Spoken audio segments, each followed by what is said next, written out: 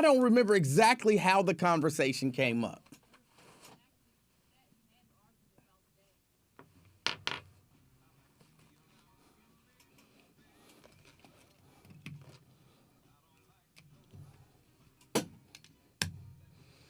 But it did make me think, what are some things? I don't know that I'm even going to have this conversation. I don't know that I'm necessarily going to bring it up. But it did make me think, what are some things, women, that men don't know about you? Or misperceive? I don't even know how to phrase it. Like, women don't know and or believe that men either do or should. We don't use toilet paper when we pee. Like, that's nasty. Oh, no, it's not. It's normal. It's reasonable. Oh, yucky. Like, stop it. It's not about being nasty. It's not nasty.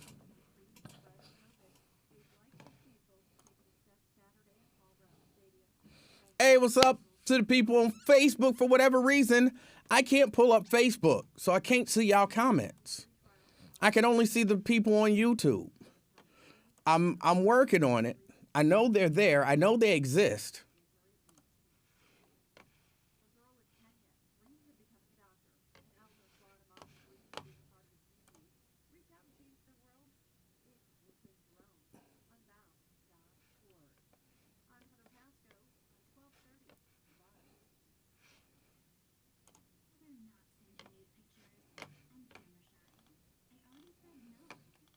Okay, I have it now.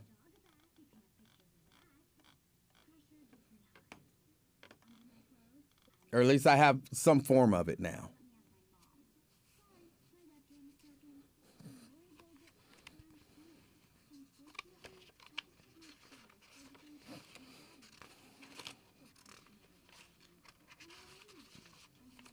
But yeah, trying to explain to a woman that that's not what we do because it's not necessary.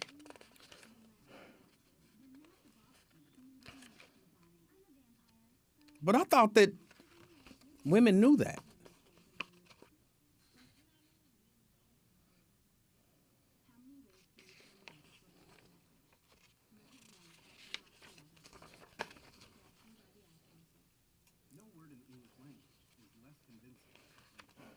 Good afternoon, everybody.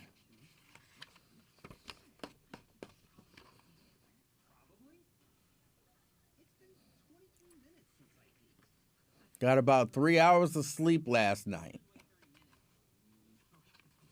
So carry your ass to bed.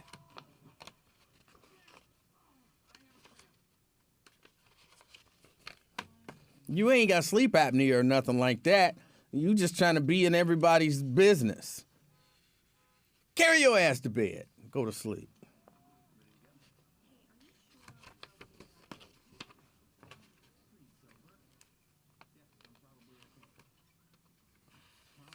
Oh. All right, Jack, I'm sorry to hear that.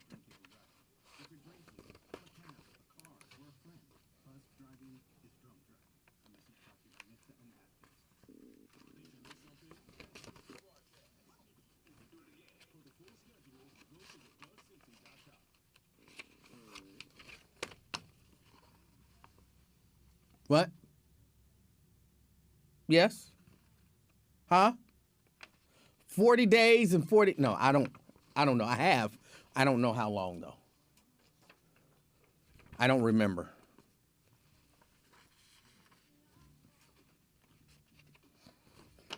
I'm not a faster.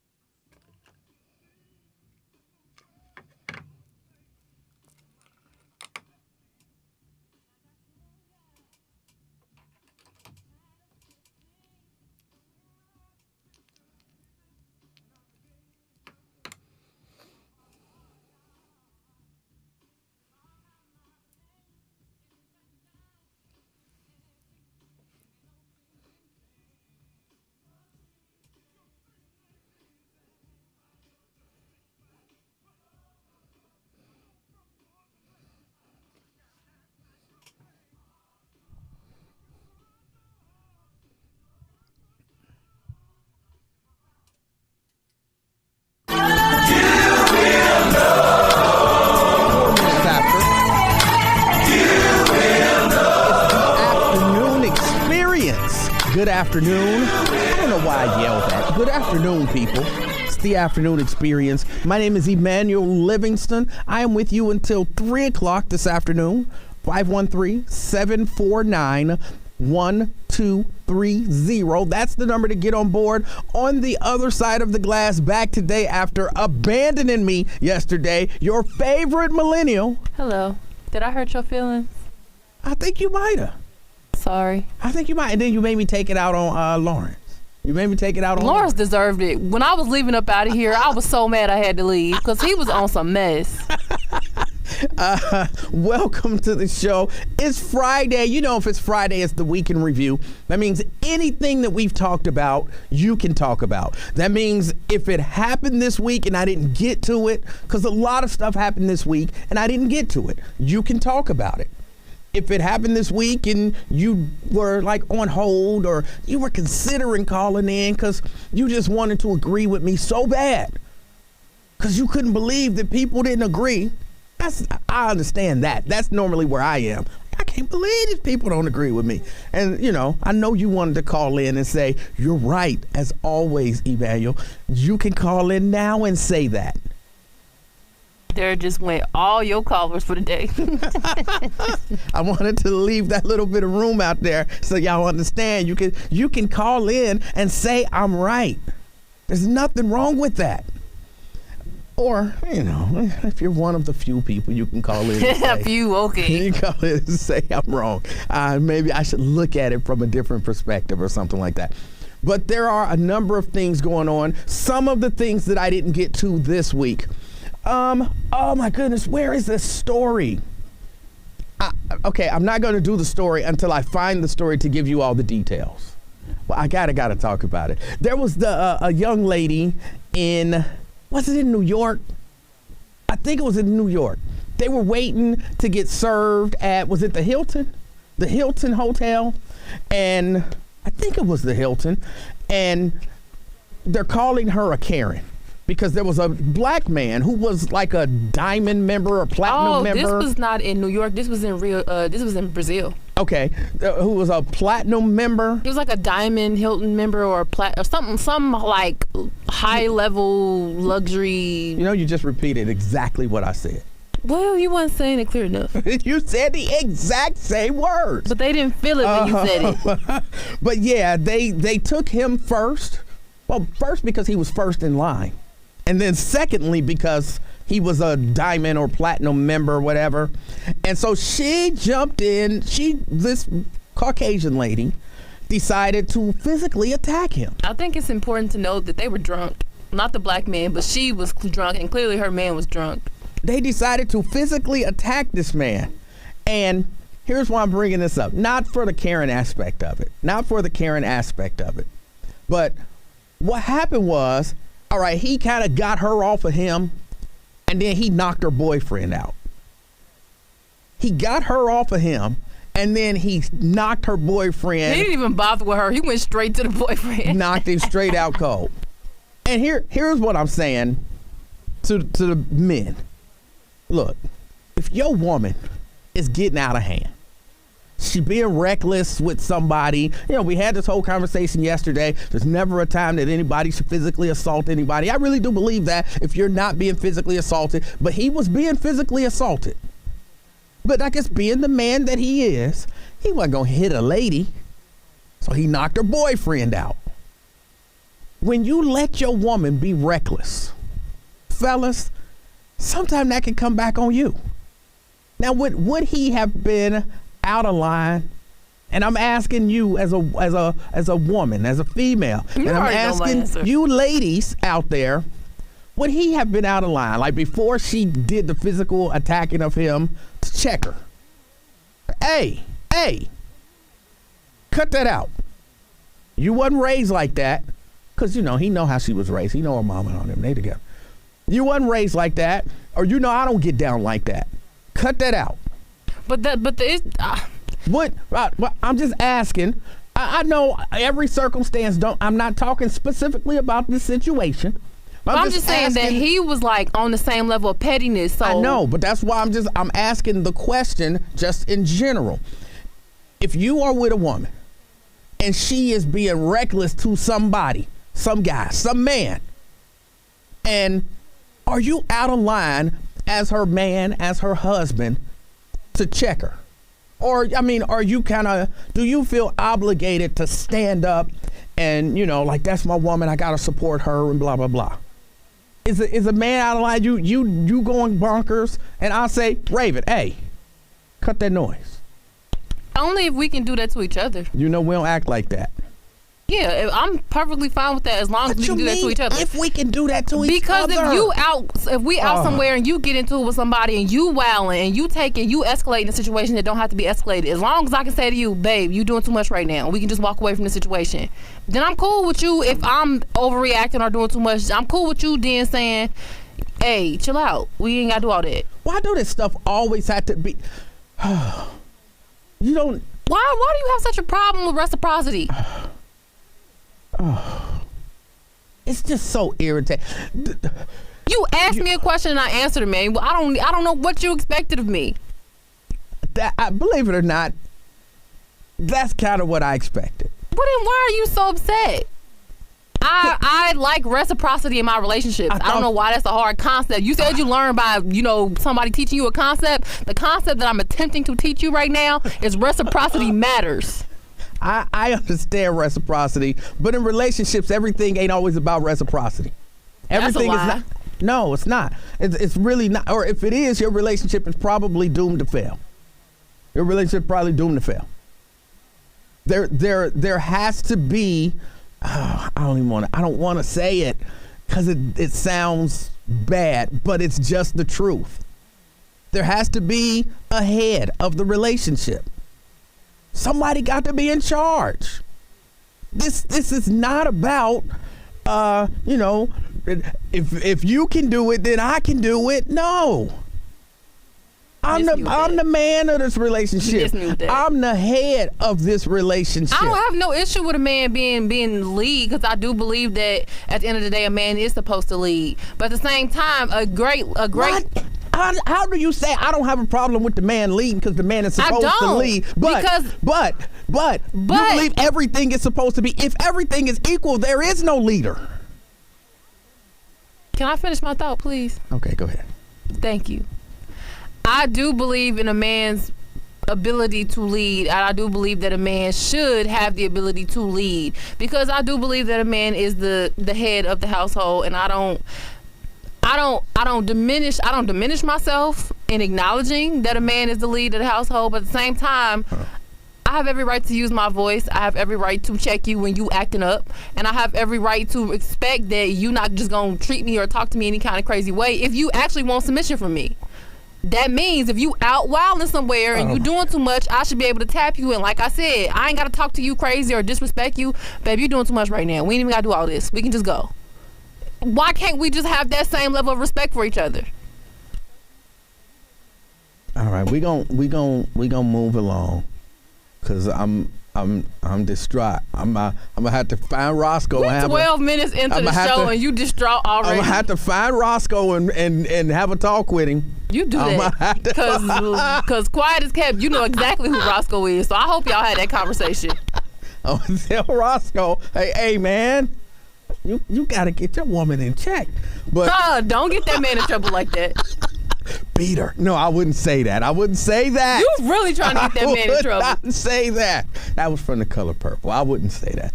51374. But I just saw that story and I was thinking, if that man, even though like you said he was wild and all that stuff himself, but if that man would have put that woman in check, he might not have got knocked out. I do think if he had pulled her to the side and told her, like, you doing too, like, I don't have a problem with that. You doing too much right now. Why are you acting like this? But they would like it, like, and it's that conversation just would have never happened for the simple fact that they were, like I said, they were both drunk, and he was on the same level of BS. Like he was right beside her and right behind her, letting her do all that mess. So I wouldn't expect for him particularly to have that conversation with her. And while I don't believe in, you just put violence on somebody unless you're defending yourself, I'm thinking of a caveat here. Like if the woman is with her man or her husband, or, her father, something like that, and she physically assaults you, you got a right to hit her back, but it's a woman. So no, that's what you got a woman for. That's what you got a sister for, a cousin or an auntie. He was alone. And you want to defend yourself. So in that particular case, maybe, and I'm saying maybe, knocking out her boyfriend or her father or her brother or whatever man she's with is an option that's on the table. Maybe that's an option that's on the table. I know it's not fair to him. He didn't do anything, but you there. And I can't hit her. So, I could, but, we still have that thing where men don't hit women, and I think that's a good thing. So where your daddy? But I do believe that men should be able to protect themselves from violent women. Like, I'm never going to be the type to say that a man should just never, even if he's being attacked, as this man was, by a woman, that he should never be able to defend himself. I don't believe that. But I also believe that, like I said, if you have the option, that's when you tap your woman or your sister or your cousin or whoever your female relative or loved one is that's with you at the moment. If you got one there, hey, I need you to, because she tripping. Or you knock out her husband. Let me get a break in here. It's the afternoon experience. I'm Emanuel Livingston. It's the weekend review. If it happened this week, if I got to it, you can talk about it. If I didn't, fill us in. Let us know what's going on. I'll be right back. I still have a dream.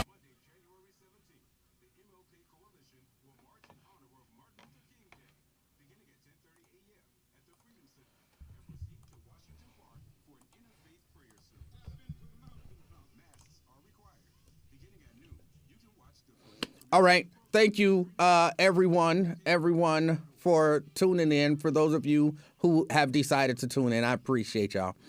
Yeah, I got a number of stories. that I want to get to. And somebody that I want to talk about. Now, y'all know I never do this. I never, personalize and talk about people. Brandon wants to know, am I going to watch the game tomorrow? No, absolutely not. No, I haven't. No, last time I talked to the little baby was about the bad word. I haven't seen her since Wednesday or talked to her since Wednesday. So no, I have no stories about that little baby.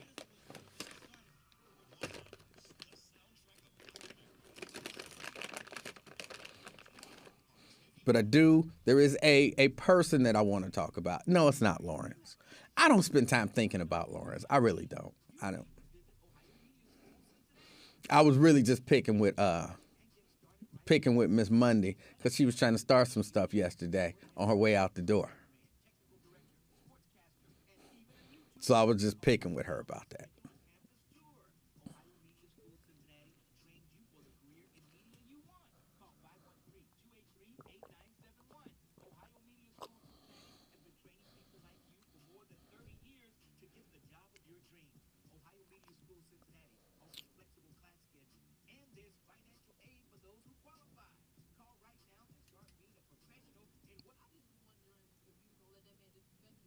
See, that's some woman starting stuff. I was just wondering if you was gonna let that man disrespect you like that. That's the kind of stuff women do get men in trouble out here in these streets. Some man say something, he's trying to be mature and just keep it moving. Let it go. And his woman talking about, you gonna let him talk to you like that? Now I got to defend my honor for you. I don't know about that. I'm going to have to have a talk with Roscoe. I don't know.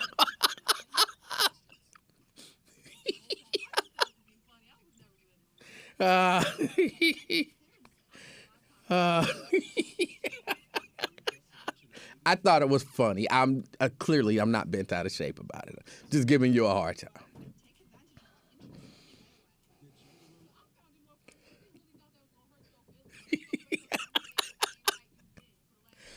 Oh.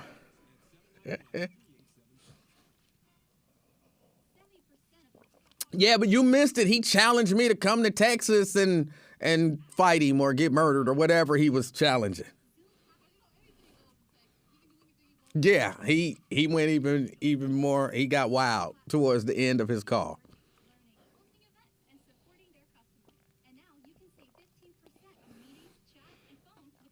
And I'm still not mad at him. Still not mad at him.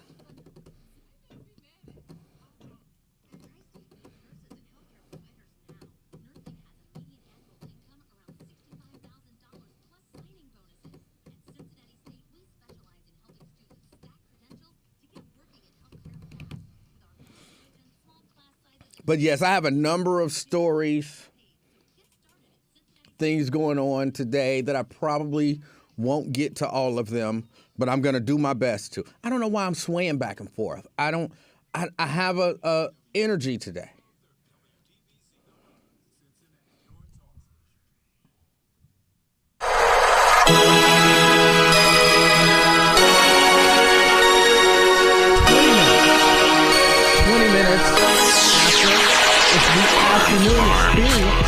My name is Emanuel Livingston. I'm with you until 3 o'clock this afternoon. Someone asked me, hey, are you going to be watching the game tomorrow? No, I ain't watching that game tomorrow. Come on, y'all know I'm not on this whole NFL stuff. I don't think Colin Kaepernick is ever getting a job as a quarterback in the NFL. I don't think it's going to happen. So I've resigned myself to the fact that I'm finished with the NFL. I'm just done. When the college football season is over, football season is over for me. I can't really get into the CFL. And I'm hearing that, they don't even want no black coaches in the NFL no more. So I'm cool on that. I mean, whatever going to happen is going to happen. Whatever's going to happen is going to happen. I don't think I'm revising. I'm telling you, hold on a second. I'm revising my feeling on it. Like, I no longer think you're a horrible sellout black person if you watching the NFL. I used to think that I did. Well, I be seeing black people and they talking about the NFL, and I used to be like, you don't even like your people. What is wrong with you? Sellout. That's how I used to feel. But I don't necessarily feel that way anymore. I don't. So, all of y'all who I've been secretly thinking that about for a while, I'm letting it go. I'm letting it go. Well, I'm sort of letting it go. There is still a small part of me that's like, you don't like your people. Just sell out it, but I'm working on it. 513-749-1230. I haven't even really hit any stories yet, but I have Tanya on the line. It's the Week in Review. If it happened this week, you can talk about it. I'm going to talk in a moment about the Supreme Court and their decision. Thank goodness about this. Their decision about the vaccine mandate. I agree with their decision. I'm going to be talking about there's going to be some COVID talk. I'm going to be talking about Kyrie Irving. Y'all know he back playing, and he might be able to start back playing at home games. The RNC, they're talking about not participating in presidential debates. They're going crazy. Remember I told you guys earlier about that teacher in Talawanda, the guy who rubbed down the girls. Apparently there was another allegation about this guy. I want to get into that a little bit. Navient, I think that's how you pronounce it, formerly Sally Mae. They're gonna do something about student loan debt. I think they're like canceling like $1.7 billion. I wonder if I'm one And I of think those. they have to pay out a class action suit of like 9 point something million. Is it a million or billion? One of them. But I'll get into that. They're coming for Marilyn Mosby. Y'all remember Marilyn Mosby up in Baltimore, Freddie Gray. She's the one who said, hey, look, we gonna prosecute these people who killed Freddie Gray. When she said that, I don't even remember how many years ago it was, but when she said that, I thought, yeah, They gonna be coming for her soon. They looking for something. Keep your nose clean, Maryland. Well, apparently she's been indicted. I want to talk about that. And y'all know how Lincoln been talking about this pig heart. Lincoln big on the pig heart now. I don't know why he big on the pig heart. Apparently the dude who got the pig heart murdered somebody at some point in his life. I want to talk about it just a little bit. I can't wait to see how you correlate the two. Students have been planning walkouts across the United States over the coronavirus. They like, we the ones gotta either go to school or not go to school, get sick or not get sick. So we might have to not go to school. We might walk out. We want a seat at the table. Want to talk about that a little bit? Among a few other things. I got a lot of stuff that I want to talk about. 513-749-1230. That's the number to get on board. Tanya. Yes, Emanuel. Hey. I had just heard about the young lady that got killed with the hit and run up in Price Hill. I believe it was Christmas Eve or somewhere around Christmas, where they just arrested a young man, Adam Dieters. I think he was about 37. And they reported on the news, and then they didn't report it no more. Huh, okay, I'm not familiar with it. You don't remember the young lady getting a hit and run on 8th Street in Price Hill around Christmas? No, ma'am, I don't. Oh, wow. Well, they didn't keep reporting it. They didn't say much about it. But, yeah, she got killed. She was 27 years old, young black girl. Yeah. And you say that they arrested someone? Adam Dieters. Adam Dieters. And he's 37, I believe they said. Did they have a mug shot? Oh, yeah. It's on Facebook. He's an African-American male? No, he's white. And the woman who was killed? Black. Huh. And they're arresting him. Do they say what they're charging him with?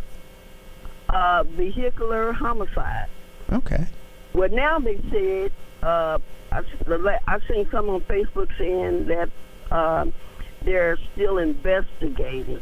So I don't know what that's about, because the police originally said that he was behind her and she was, I guess, turning off 8th, and he went to the left of her trying to get around. They say he was going so fast, they don't even know what his speed was, but it was real fast. And so now they're saying they're investigating because somebody put on there, he wasn't wrong. He didn't do anything. So I don't know what that's about, but that's typical Cincinnati. So, when you hear the name Dieters, that was why, was this a white guy? I'm wondering if he was related to our county prosecutor. Yes, or either Eric Dieters, that lawyer. I don't know, but I'm still trying to figure out how do you leave your car in a hit and run, and you leave the license plates on the car, but you can't look that license plate up, run that through, and know the address. He lived right in Price Hill. That's where it happened. And how you couldn't get to him, I'm trying to figure that one out. Well, I don't remember the story. I really don't. I remember it, and they just happened to. I was wondering. I said, well, they haven't found the person yet. And he left the car. They left the car, had the license plates on it. So how could they not go find out who it was? Oh. And now I'm really wondering if he's related to our Hamilton County prosecutor. Oh, buddy. Yeah, that needs to be looked at. And matter of fact, somebody need to call them the TV station and ask why they haven't been reporting this. All right. And I hope her family is on it. Don't let it die. Don't be on it, because they will try something. All right. Tanya, I appreciate your call. All righty. Bye-bye. All right. Thank you. 513-749-1230. See, now that's what the Weekend Review was about. I didn't see that story. And that's what it's about. You call in and you say, hey, you didn't talk about this, but this was important. Now, of course, I'll have to look it up to get the details and maybe refresh my memory. But yeah, when I hear Dieters and then hear some details that sound a little fishy, that kind of, to me, that sound like something, a Dieters might do for a relative. Sounds like it. So we'll see. 513-749-1230. That's the number to get on board. Let me get a break in here. It's the Afternoon Experience. I'm Emanuel Livingston. I'll be right back. Radio 1 Cincinnati and the Ohio Media School. Yeah, I have to look that up.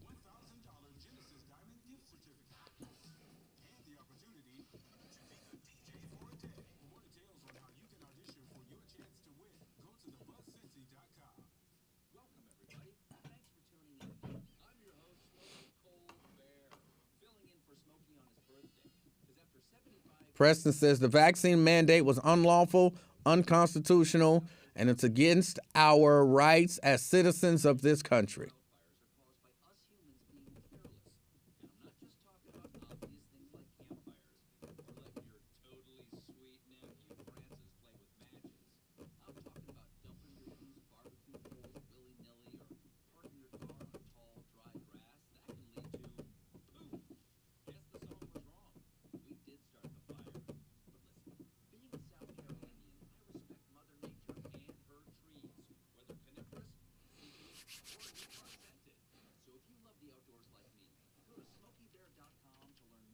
Linda says his name is Adam Dieters, 35 years old. What's the person who was killed? What is her name?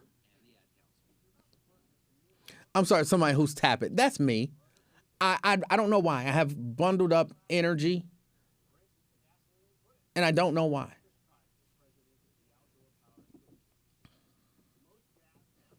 Because now I'm not doing it with my hands. I'm doing it with my feet. I don't know what it is. I was swaying back and forth earlier. I haven't eaten anything today.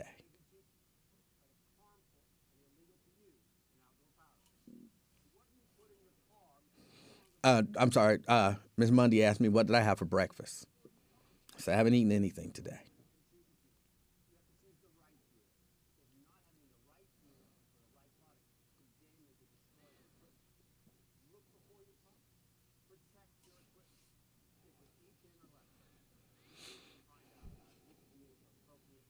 It means I'm excited for the weekend. I got a lot of work to do this weekend. Yeah, I got some videos that I have to edit. I will spend all weekend, like for real, when I wake up Saturday morning, I will get up early Saturday morning and I will get to editing and color correcting and all of that stuff. And because I got to do the audio as well, because I did the audio on separate, so then I got to go in and I'll be working, sitting behind a desk at the house in my little studio, editing video and audio.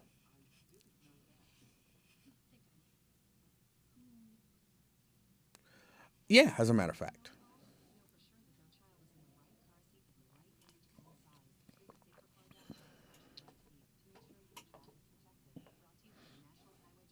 We did talk about the big girl with the OnlyFans page.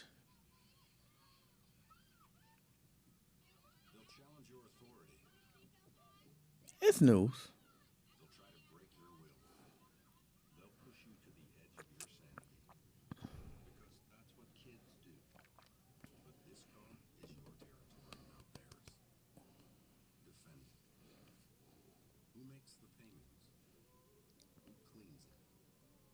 Cinnamon Fist says, I wonder what that means for all the companies who fired people for not getting vaxxed. Can they now sue to get their jobs back? No, because those are private companies and they're allowed to enact their policies, even though some of them were kind of bullied into enacting those policies by the government. They're allowed to enact those policies. So it wasn't a governmental policy that got those people fired. That was just those individual companies forcing people to get vaccinated, sometimes against their will.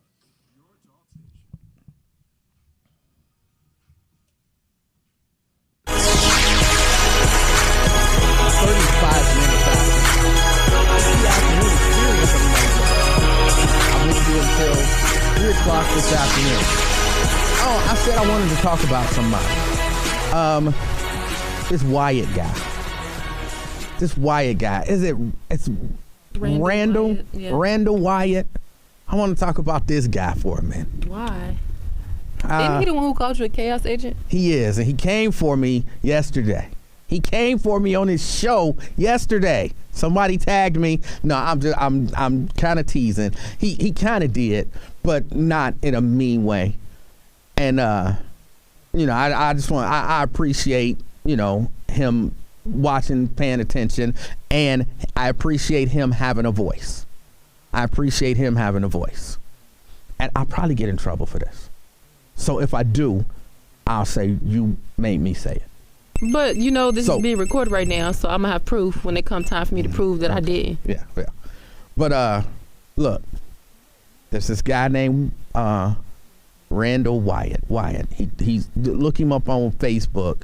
He does a live show. It's a talk show like this, and he does a show every day at 5 o'clock. And if you got some time, check him out. I don't always agree with the stuff he say. And he sometimes he a little he has a explicit warning, like the warning they used to put on the tapes and CDs. He has an explicit warning, excuse me, an explicit warning up there because he say the stuff that I be wanting to say but I can't say because I'm on the air. But check him out. I think there's always room for more voices. More voices. Anything that's going to get us thinking, get you to reassess your position, even if you end up in the same spot.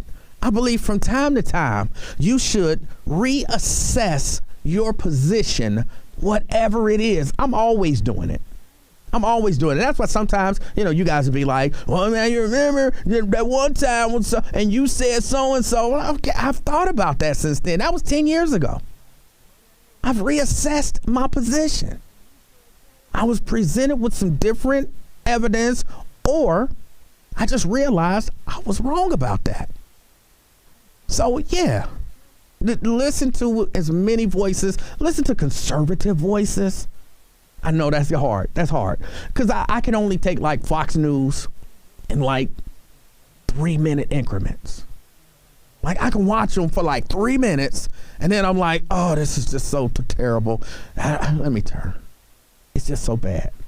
But I still watch them. I listen. I get in trouble for this too, Raven. Why are you telling me to say this stuff? I listen down the dial. I listen to them. I like to hear what other people are thinking. Those who agree with me and those who don't. So there's room for all of us. Listen to more voices, and that's that. I don't mean to sidetrack you, but did you see that article that came out where basically the Fox network had to come out and say that Tucker Carlson's show is not actually, it's satire, it's not real news or actual factual stories that he talks about? They've had to do that a few times. I mean, even in a lawsuit, that was their defense against a particular lawsuit. But nobody takes this guy serious. He's not real news. Yeah. It's just wild to me because when you talk to, like you said, when you hear these conservatives down the Dale talk, and when you talk to conservatives in real life, they think that stuff is real. To them, that is real news. That's where they get all of their information. And they gonna completely ignore every lawsuit, every article that comes forth that says that, just so you know, Tucker Carlson is just paid. He's paid to do satire. This is not real. Them people eat it up like it's factual every single time. Well, he's not factual, but he is presenting a point of view. And like you said, there are people who eat it up. So that's that. Now, hold on. Let me talk about this pig heart for just a minute. Because it was talked about this week. I don't care if you want the pig heart. I don't care if you would take the pig heart. But there is a question about the pig heart. Hold on, before I go to the pig heart, I gotta let me go to the phone. Callers are important on this show, and so let me get to the calls. Jay.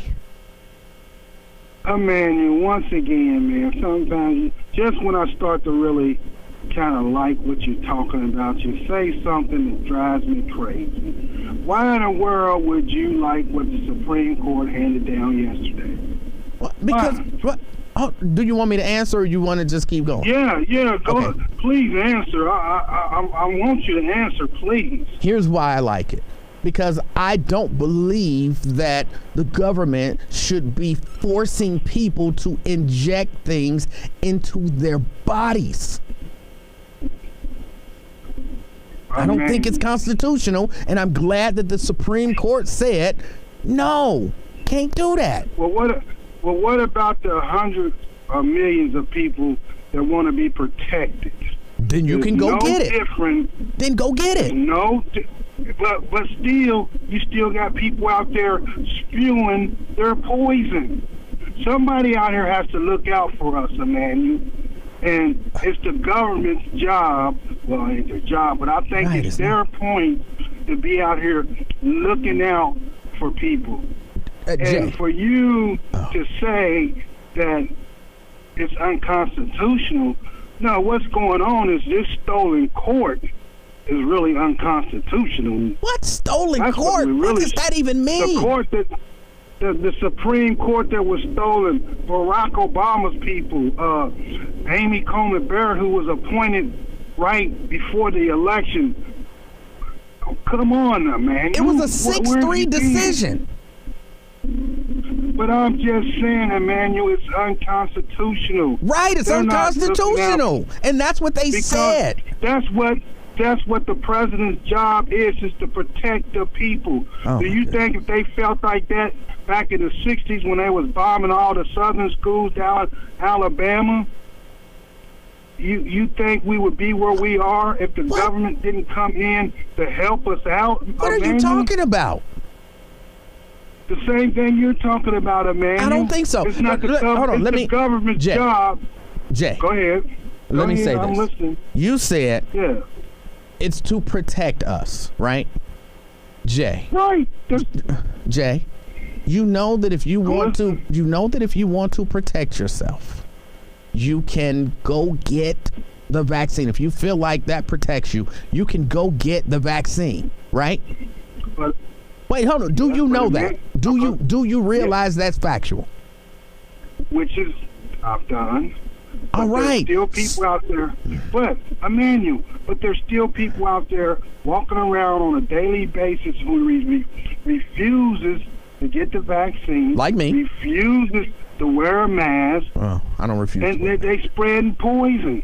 Jay. But somebody out here has to protect the people out there that's trying to do the right thing, Emanuel. Jay. But unfortunately, Jay. Okay, go ahead, Emanuel. Do you realize, Jay, that I feel like you're under the mistaken perception that vaccinated people don't spread the virus. No, I'm not. So so you realize that vaccinated people can spread the virus, right?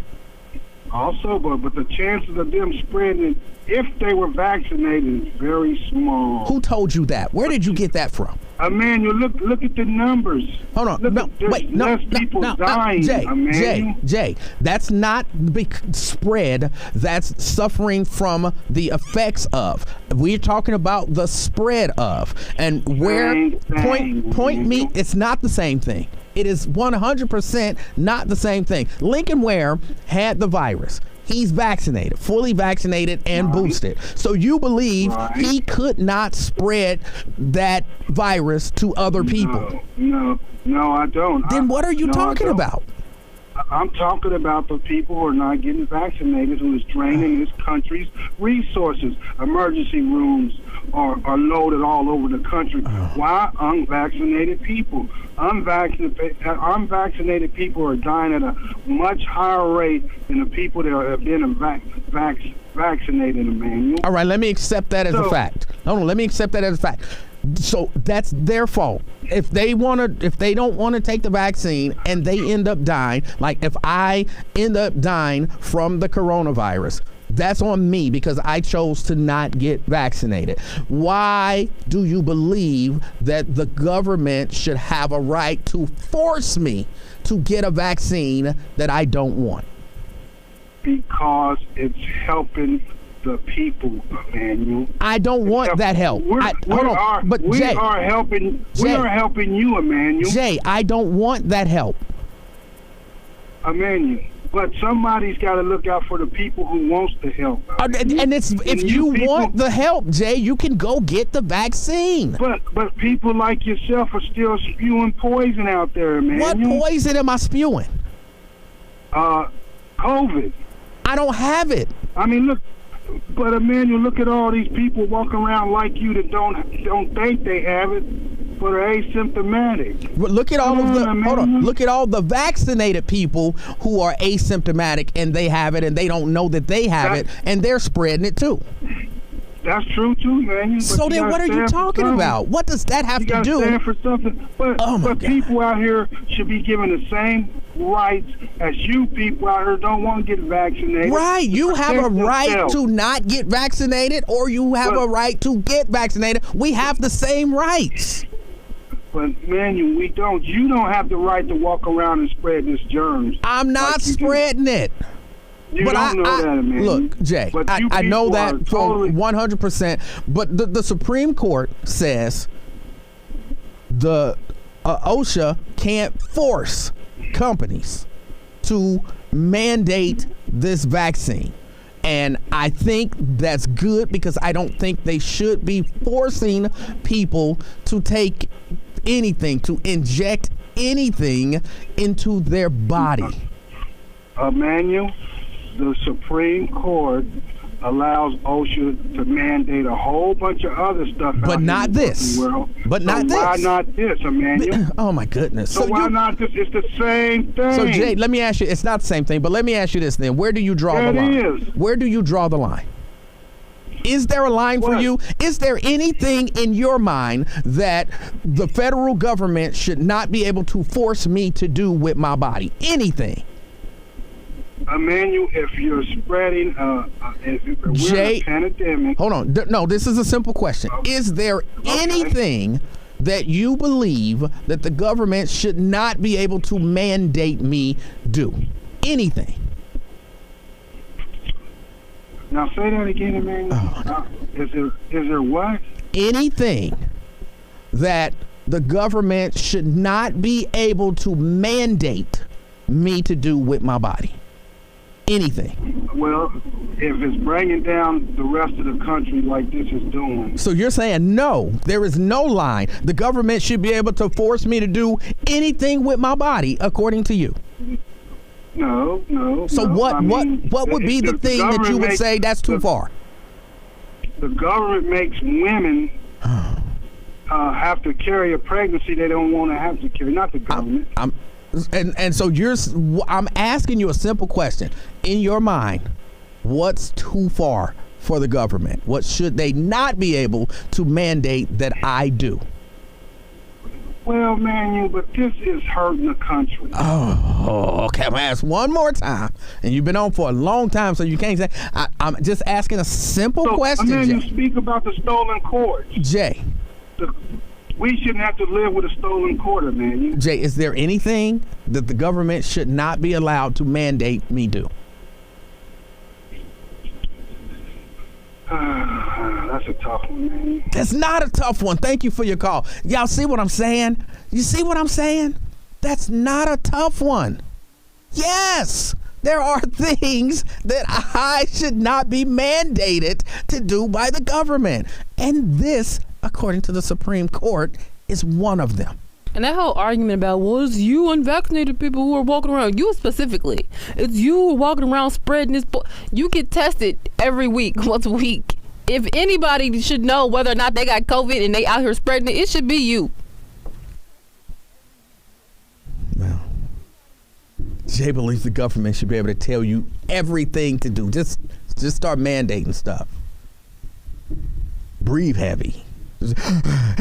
What you breathing like that? The government said I had to. Jay would be all right with that. They stole the court, so we got to breathe heavy. Come on. There's got to be a line. Maybe this is the line. Let me get a break in here. It's the afternoon experience. I'm Emanuel Livingston. I'll be right back. In case you missed the Russ Parr Morning Show, here's what you missed.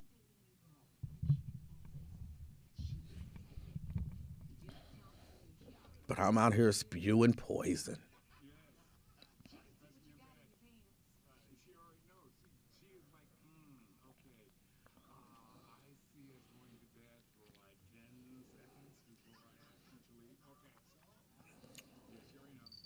Yes, Tay J would have loved slavery with that mindset.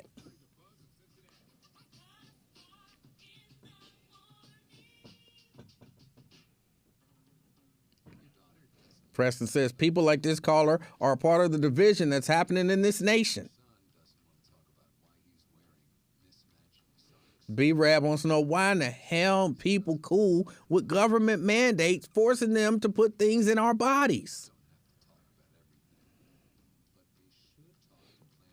Ben wants to know, how did I allow misinformation on the airwaves? I don't even know what you're talking about, Ben. I don't even know what you're talking about. You just like to be anti-me. And I'm comfortable. You can be. You can be. But can you and me agree, like next week, try to keep your critiques to stuff that actually makes sense? Can we come to that agreement?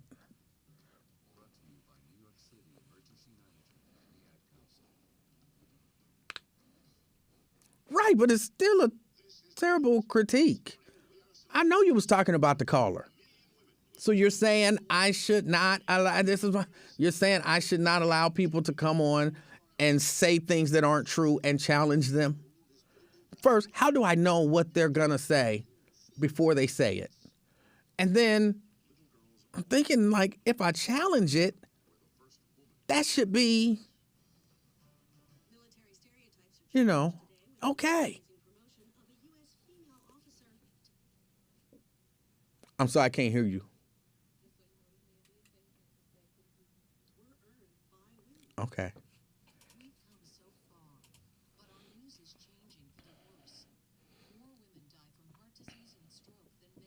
Is that no, we can't agree that your critiques should make sense?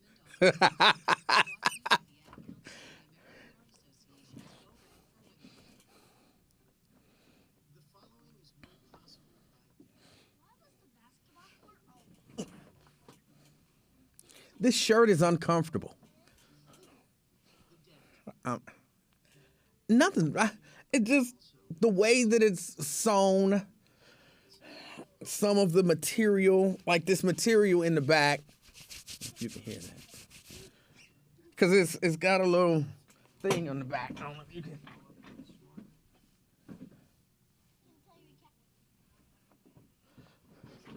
No, it's something about.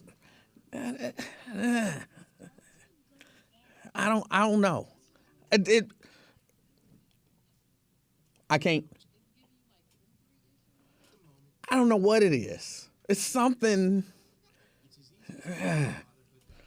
I live with it, but huh? It's not tight, but it's. To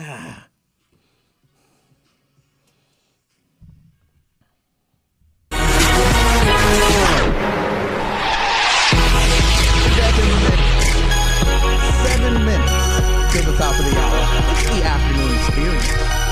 My name is Emanuel Livingston. I'm with you until 3 o'clock this afternoon. 513-749-1230. That's the number to get on board.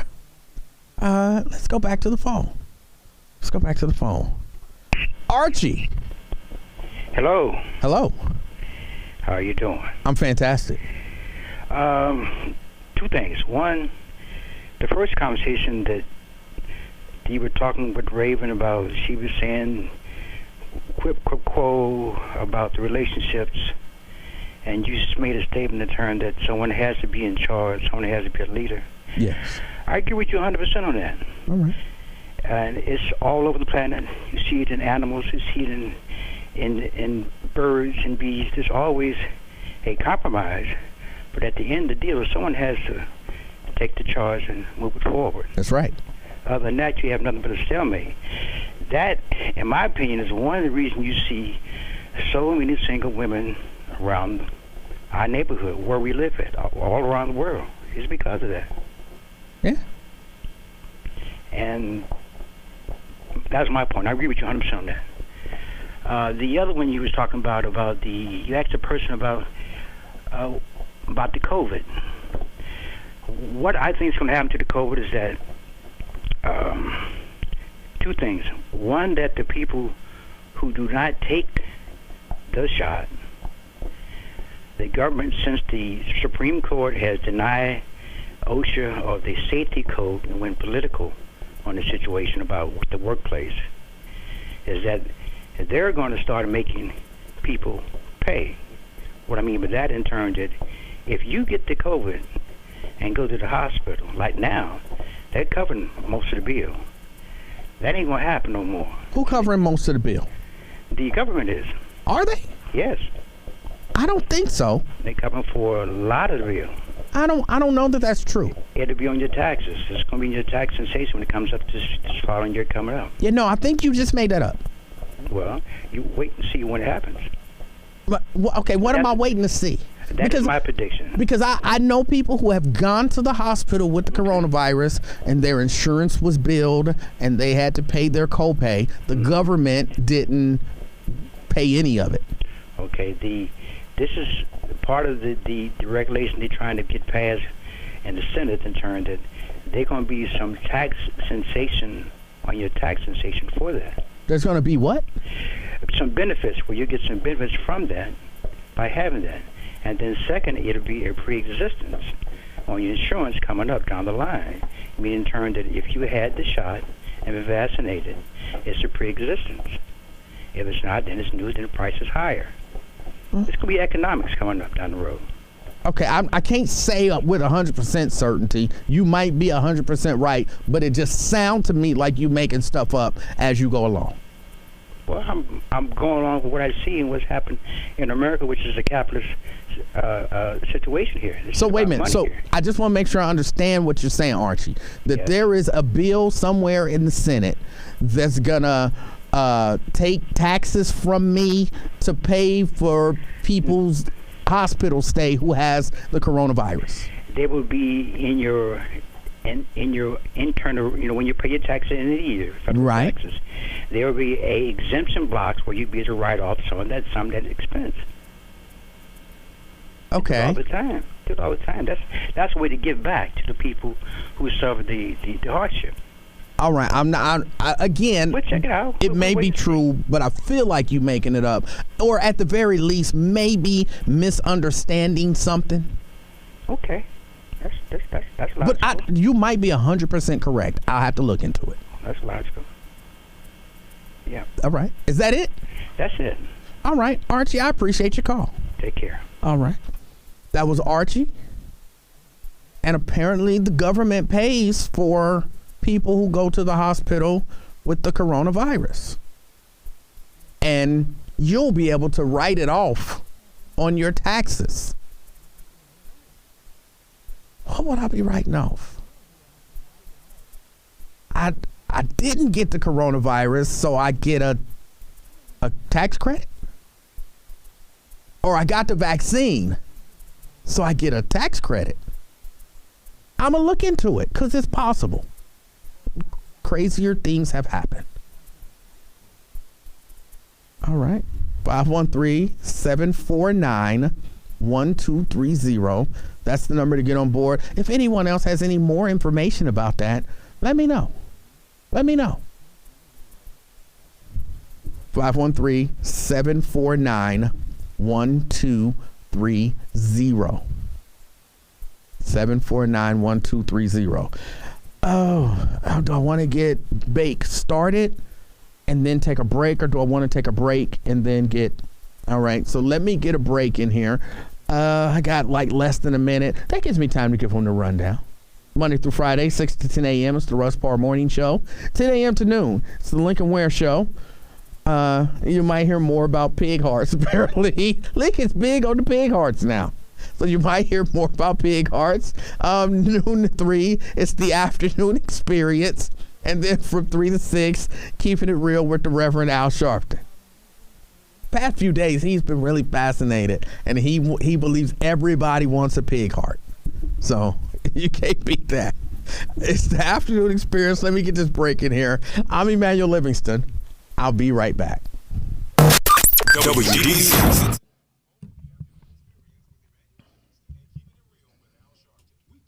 I think he did say tax sensation, but but I mean, what do I know? It might be something brewing in the Senate. I have to look it up.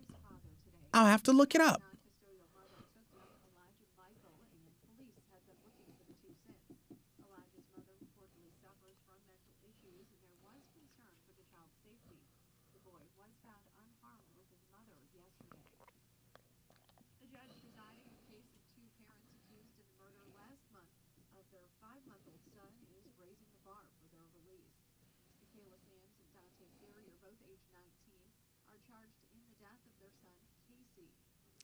TC says, I guess I can put my hardware up.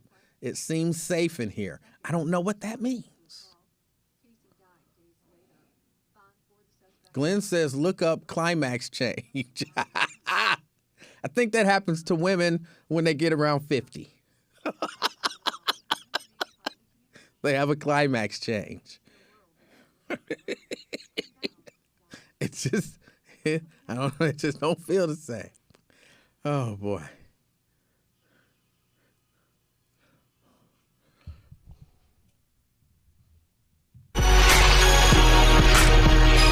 Minutes after. It's the afternoon experience. My name is Emanuel Livingston. I am with you until 3 o'clock. 513-749-1230. It's the week in review. It's the week in review. And if it happened this week, you can talk about it. If it happened this week, you can talk about it. If I talked about it and you didn't get a chance to get your comment in, go ahead and get it in. If I missed it, then you can talk about it. Call in and inform me. I like being informed. 749-1230-513 being the area code. I got a few things on the table. Let me get bacon here first, and then let me go ahead and deal with this pig heart thing, because it did, it's come about this week. It's a slightly different spin on the pig heart story, and it's not something that will last forever. Bake. Hey, what's going on, E? How you doing, sir? I'm doing pretty good. First time calling, long time listening. Oh, thanks for calling. I just wanted to say, I've been hearing y'all go back and forth about this vaccination for a long time. I think that the Supreme Court made the right decision. They should not be enforcing us to take no kind of vaccination. Even though I am vaccinated, my family is too, my son is, all that. But I also think people like you are very important, especially in the black community, to resist everything, not everything, but to resist, have a voice of resistance from the government or from people of power, because they might not always be right. So in 5 years, if all of us vaccinated people die off, at least you all will still be here. And not only that, but like I said, it should be somebody standing up saying, hold on, wait a minute. Let's not just run into this situation here or into this whatever they want us to, because we don't know what can happen with the vaccination. But, that's all I want to say. All right. I appreciate your call. Thank you. All right. All right.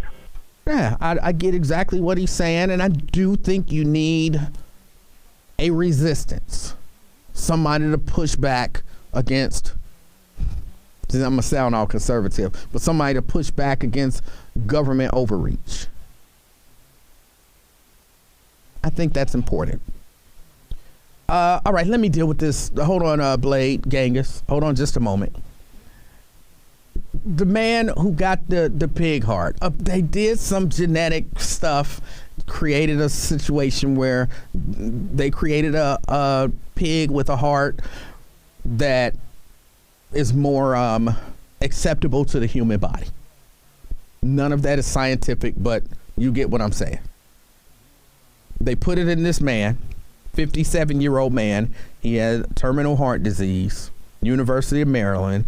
He got this genetically modified pig heart, first of its kind, transplant. It's saving the man's life, might make it possible to save other lives, all of that good stuff. And this is all the rage. It's all the rage. Pig heart. Do you want the pig heart? Would you take the pig heart? But there are other people who it's all the rage, but it's a slightly different rage.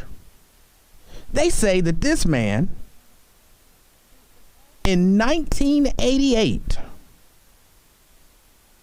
he stabbed a guy 7 times, leaving him paralyzed in 1988.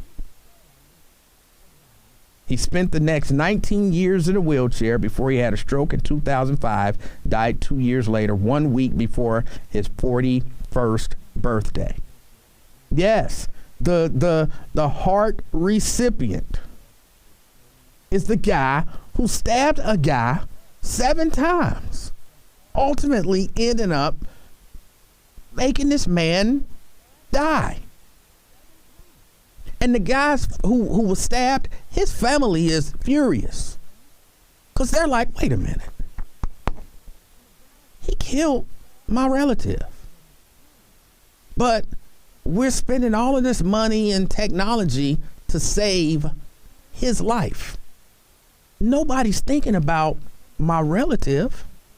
Nobody's thinking about, there was nobody else whose life was worthy of saving over this guy? Nobody? And now the medical profession says, like, hey, look, when we doing stuff like this, we don't look at people's history, their criminal record, any of that kind of stuff. We don't look at any of that kind of stuff. We look at it and we say, does this person need medical attention? If they need medical attention and they qualify for medical attention, that's what we do. We give them the medical attention. They say, ethically speaking, it wouldn't be ethical for us to delve into their personal criminal past. And let me ask you this. If it was your relative who had got stabbed, paralyzed, and ended up dying because I was about to do it again. Because this guy stabbed him in 1988. And you're looking now, and this guy needs a pig heart to live. If he don't get the heart, he gonna die. Now, you and me both know there are other people out there. There are other people out there who didn't stab somebody 7 times, who they have terminal heart disease. They're gonna die if they don't get a heart. They could have chosen one of them. Is it ethical for doctors to look at it and say, we don't care about any of that? This guy qualifies. He's a great candidate. So we're going to attempt to save his life with this experimental procedure. Or are you like, no, find somebody else more worthy? Would you be upset? Or would you be looking at it like, hold on. It's an experiment. It's an experiment. He a guinea pig. I don't want my loved one who's never stabbed somebody 7 times to be a guinea pig. What if that'll save his life? What do you think about it? Do you think they're out of line? They say there are more than 106,000 Americans on the national waiting list for an organ transplant. 17 people die every day waiting for an organ. I know you said they said that they don't look at like history or criminal record, but what is the criteria that they look for when they do stuff like this? Or I guess specifically this particular procedure. Medical ethicists argue that the criminal justice system already imposes jail time, financial restitution, or other punishments on those convicted of violent offenses. Withholding medical services is not a part of that punishment. They say there's a division between the legal and medical systems, and that division exists for good reason. They say we are a healthcare system. We aim to provide care without regard to people's personal character or history. In a written statement, officials said the Baltimore hospital provides life-saving care to every patient who comes through their doors based on their medical needs, not their background or life circumstances. They said this patient came to us in dire need, and a decision was made about his transplant eligibility based solely on his medical records. There are no laws or regulations prohibiting someone with a criminal history from receiving a transplant or an experimental procedure like the one that this gentleman had. That's their answer. Are they out of line? I mean, I would have liked to, I guess if I think about it, well, let me process it. Because I'm not 100% sure. Because we could all fall, run afoul of the law. And I don't think you accidentally stab somebody 7 times, though. But we could all make a mistake or make a bad decision. Do I want to be disqualified from getting a heart because I made a bad decision in 1988? But at the same time, if you stab my relative 17 times, his relative is saying, look, my relative got the death sentence from him. And now he gets an extended life. Was there no one else that could have got an extended life? It had to be the guy who killed my relative. But did he serve his time and stuff? Like, was he a free man? Or was he still in jail? Was he still incarcerated? Well, it doesn't say that he was transferred there from a jail, but... Because I feel like if he served his time, as sucky as it might sound to say this, but if that man served his time, that should have no weight in whether or not he was eligible for this. That man served his time. I would be mad. If it were my loved one who was stabbed 7 times, ended up paralyzed, and then dying from a stroke, and then y'all find the guy who did it and give him a experimental heart, I would be furious. I want to know what you think. 513-749-1230. Now, I'm not asking, do you want a pig heart? I'm asking, should this guy have gotten the first experimental pig heart? That's all I'm asking. 749-1230. All right, let me go to the phone. Blade. What's up? How you doing? Yeah, when I was talking to your buddy yesterday, and talking to nephew yesterday, I was trying to get him to comprehend that this is nothing new. I forgot the word, what they called it, where they always operated on people. And back in Egypt, they were so powerful, they was bringing people from death. But we can't do it now because we can't reincarnate or remake a soul. Only one can do that is God. When Jesus came on the planet, he stopped death. So that's why they can't do it. They can bring people back to life and put a monkey heart in them and all that, this and that, whatever. But we're heading down a slippery slope. This stuff happened before. We think we're getting smarter, but we have digressed. As your shows all this week showed how we have digressed. And instead of walking away, we would rather try to kill somebody or get killed over respect. I mean, but you know what? When I hear my brother say that, but when that boy jump out of that car with that blue suit on, we humble ourselves real quick.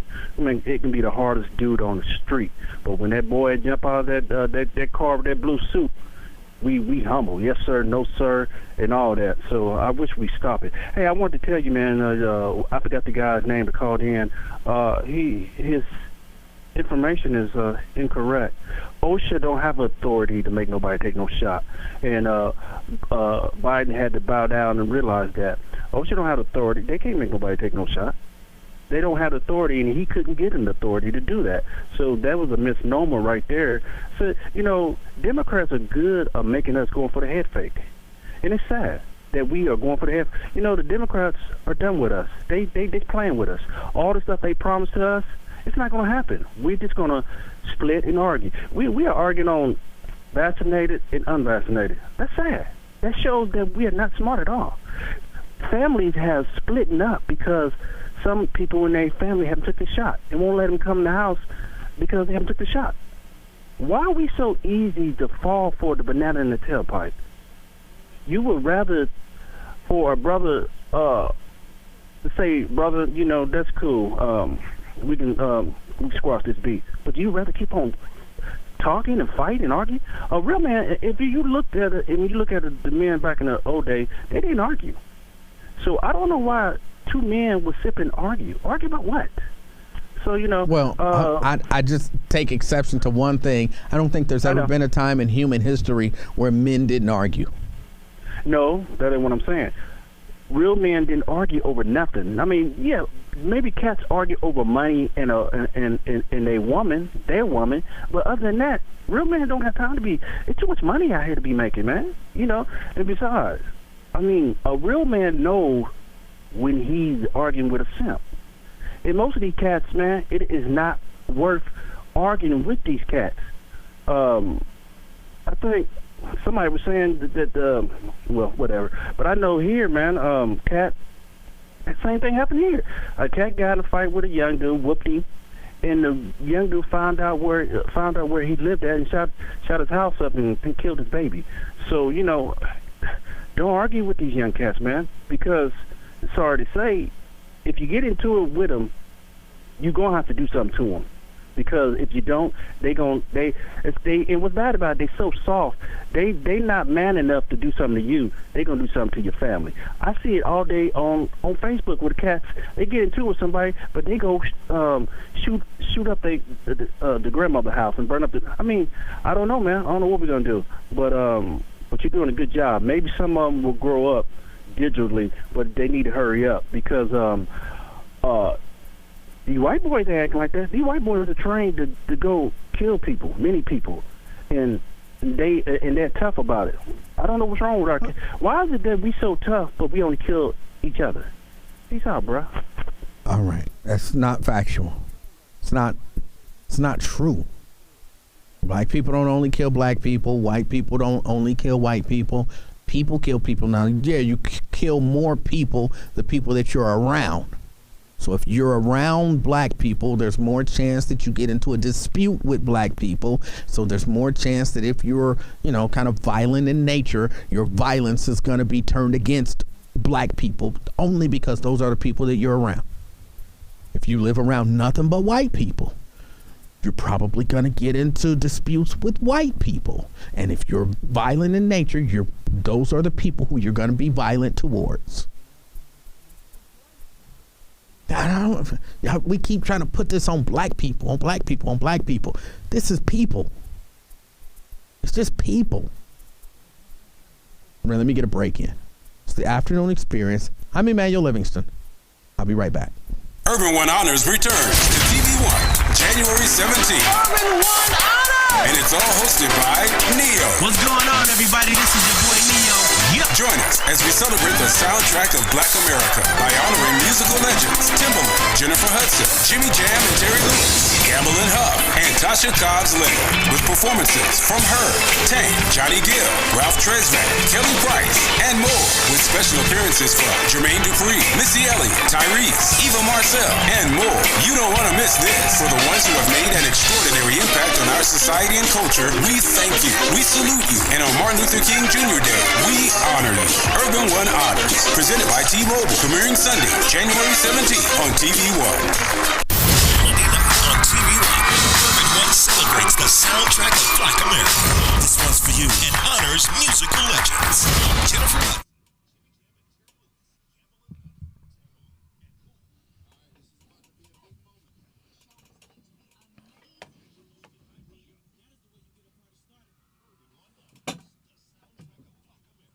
I heard some noise out there. I didn't know what. Still don't know. I see somebody.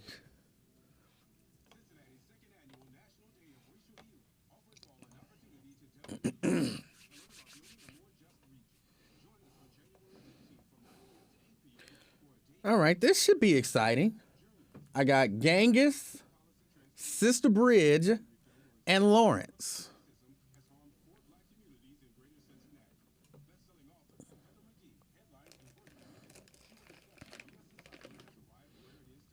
Jerica says Hellbound. I don't know what that means, other than it's a good show. Or it was a decent show.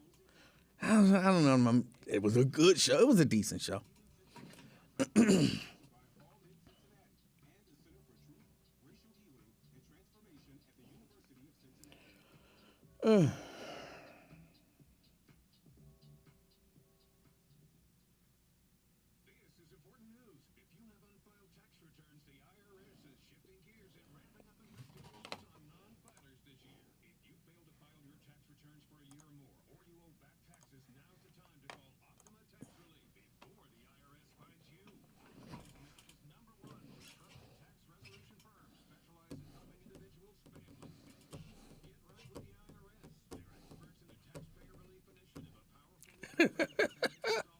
I think I'm gonna go to Sister Bridge first.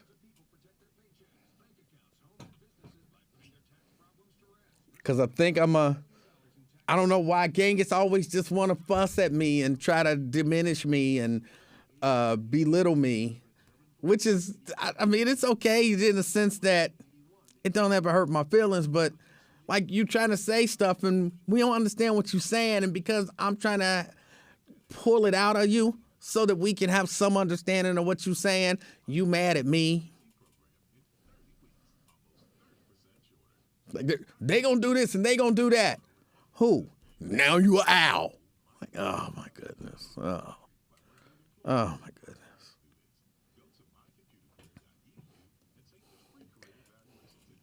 And I just want y'all, I blame y'all. I blame y'all for all of this. I blame y'all. I blame y'all because y'all don't call. That's why I blame y'all. If y'all called in, it wouldn't be no room on the line for people for nonsense. So it's your fault. Your fault.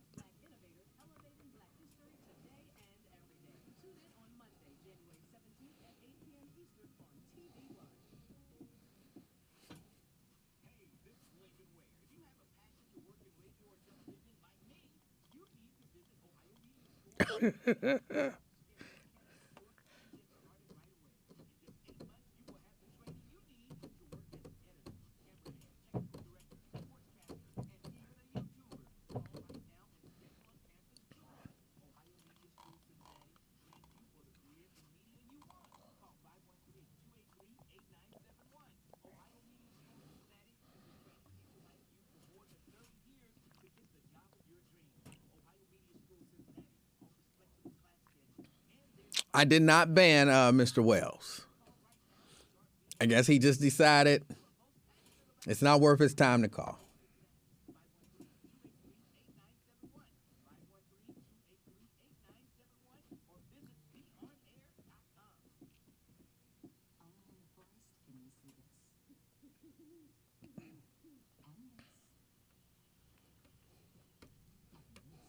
I didn't bring Shelly to the black community. Shelly was in the black community with her dirty feet already. She just wanted me to know she was there.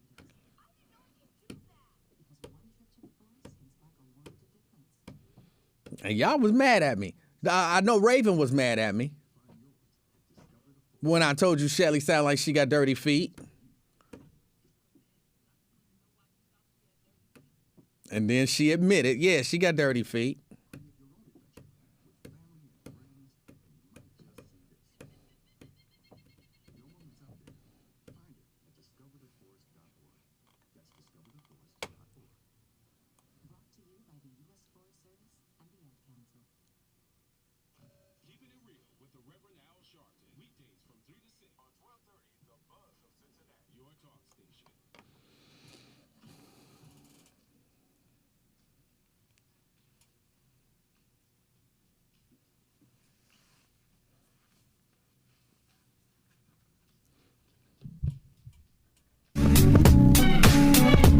Minutes after. It's the afternoon experience.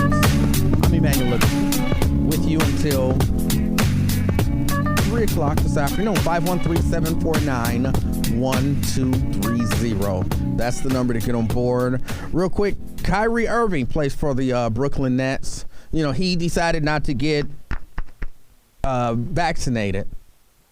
And initially they said, well, he won't be able to play home games. And then so the team said, look, if he can't play home games, he can't practice with us, he can't be, a full part of the team, then he can just keep his A at home. I'm not quoting them, but that was the mentality behind it. So he stayed at home for a while. Well, now, he's been back. I guess they softened their stance or whatever. So he's been back. He's been playing some away games. But apparently he might be able to start playing home games. And it might be worth it. It might be worth it. He's been unable to play at any of the Brooklyn Nets home games this season due to New York City's vaccine mandate. And, you can't enter an indoor gym if you haven't been vaccinated. But it appears there may be a way for him to play at the Barclays Center without getting the vaccine. All they have to do is pay the fine associated with him being there. That's it. The dollar amount of the fine associated with each offense are as follows. First offense, a warning. So that's one game. Second offense, $1,000 fine. Third offense, $2,000 fine. Fourth offense, forward, a $5,000 fine. Now, if he really wanted to play, he himself could just pay that $5,000 fine. I don't know how much money he makes per check, but he can afford to pay a $5,000 fine. He can afford. So if he wants to play at home, he could just pay that fine. So I think it all depends on how dedicated he and the team are to how important is he to the team. And they can afford it. They can definitely afford it. I don't think it should be in place. Because, again, as we learn more about this stuff, how many people are probably packed in that arena every game who are vaccinated and are walking around with the coronavirus and just don't know it? It's probably thousands of people every game. So because he's unvaccinated and then, test him before, so coming in, he doesn't have it. He's safer than probably some of those vaccinated people there. But they got to decide what they're going to do. They got to decide what they're going to do. 513-749-1230. Let's go back to the phone. Sister Bridge. Good afternoon, Emanuel. How are you? I didn't know I was going to be next, but good afternoon. Happy New Year to you. How have you been? Happy New Year. I've been fantastic. How have you been? I've been fantastic as well. All right. I'm calling to respond to maybe a couple of the things that you were talking about today. Yes, ma'am. I know you were talking about the man who was incarcerated who got the pig's heart, and you didn't want to know if we would want that. You just wanted to know how we felt about him getting that. Well, it would not bother me at all for him to, if I was in that scenario, it wouldn't bother me that he got an experimental procedure, and experimental procedures are 50-50. So if he survives, then it was meant to be. If he didn't survive, it was meant to be. I feel that a person, when they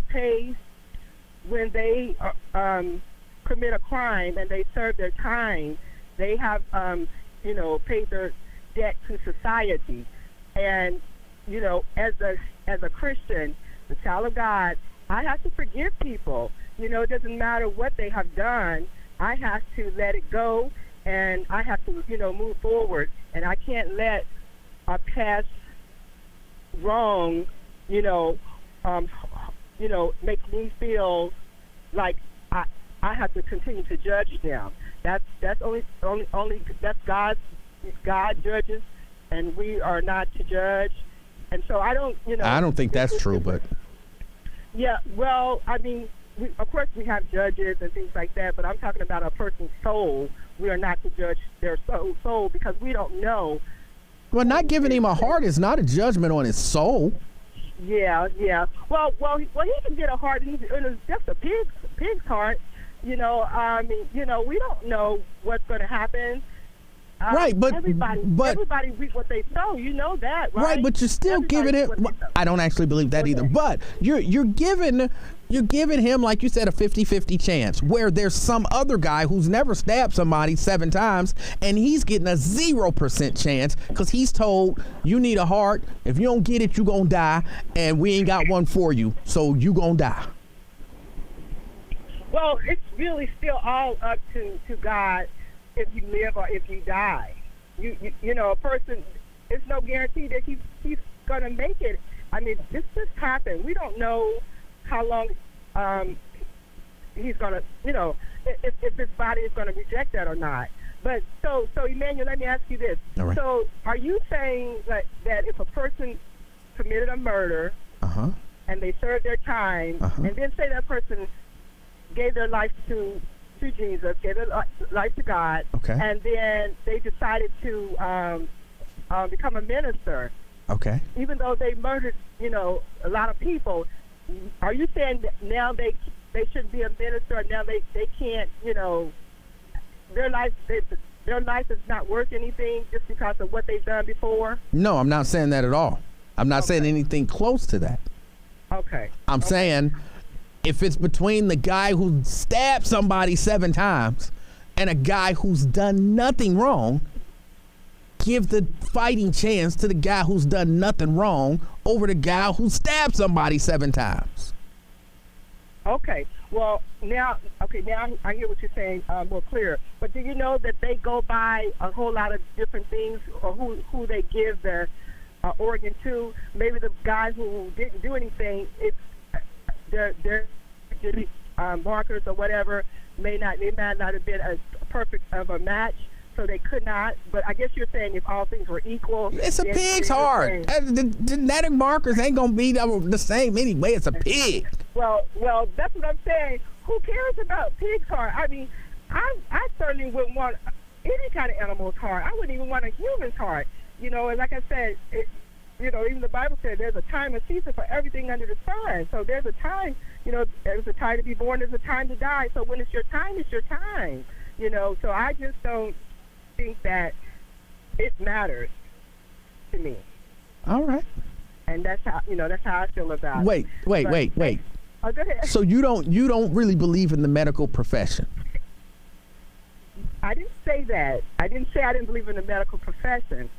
Now, I believe there are some great doctors. I have a great doctor, African-American doctor, and there are some wonderful doctors. Do I believe in all the science that they are saying out here. I don't believe in everything because I know that doctors, big pharma, insurance companies, all of that. Some of these doctors go in bed. They have been in bed with each other for decades, taking kickbacks and all kind of stuff like that. So no, I don't believe in everything.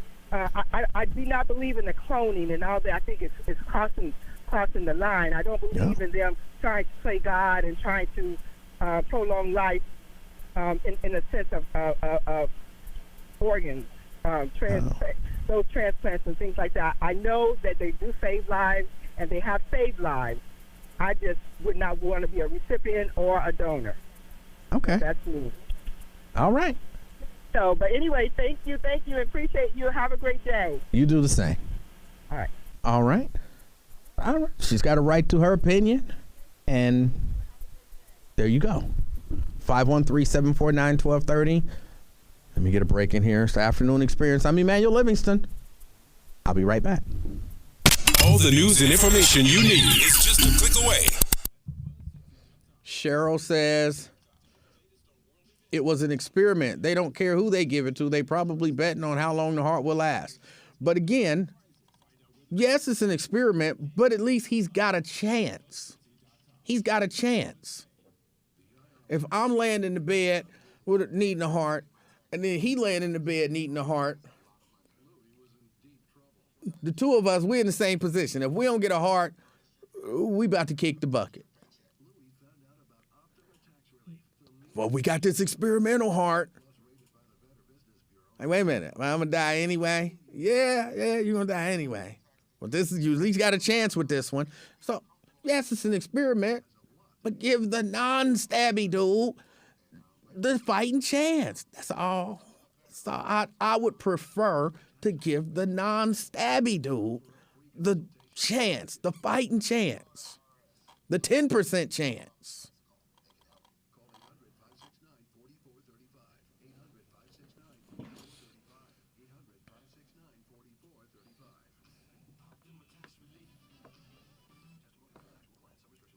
Give me the heart before that daggone Wyatt guy.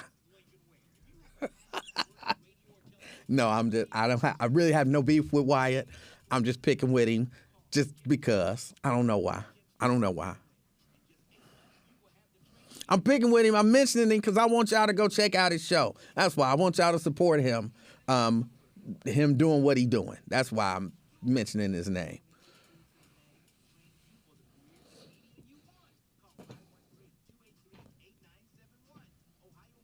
I can't help but to do the stabbing motion.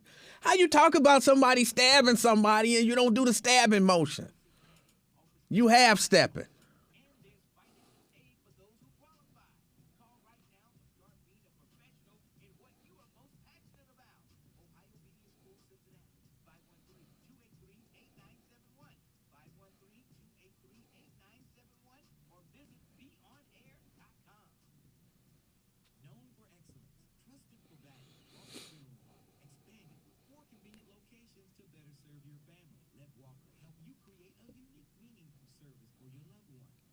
Anybody can tell me what this is I'm tossing? I can just tell you it's not a salad.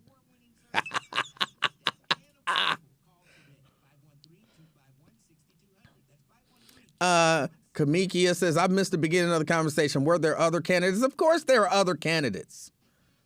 Of course there are other candidates. There are hundreds of thousands of people, and I would imagine at least tens of thousands of people in need of a heart. Yes, there were other candidates. It is not a marble. I figured somebody was going to say salad. I figured somebody was going to say that. That was why I said it is not salad.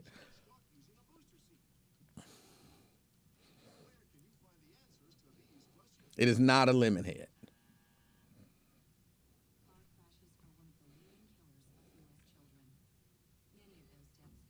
It's not a battery.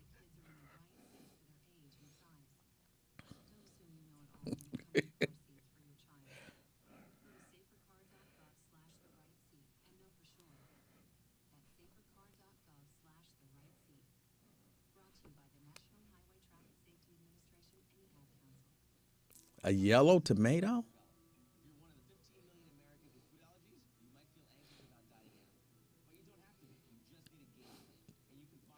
It's not a bottle cap. It's not Play-Doh. Yes, it's a gummy bear.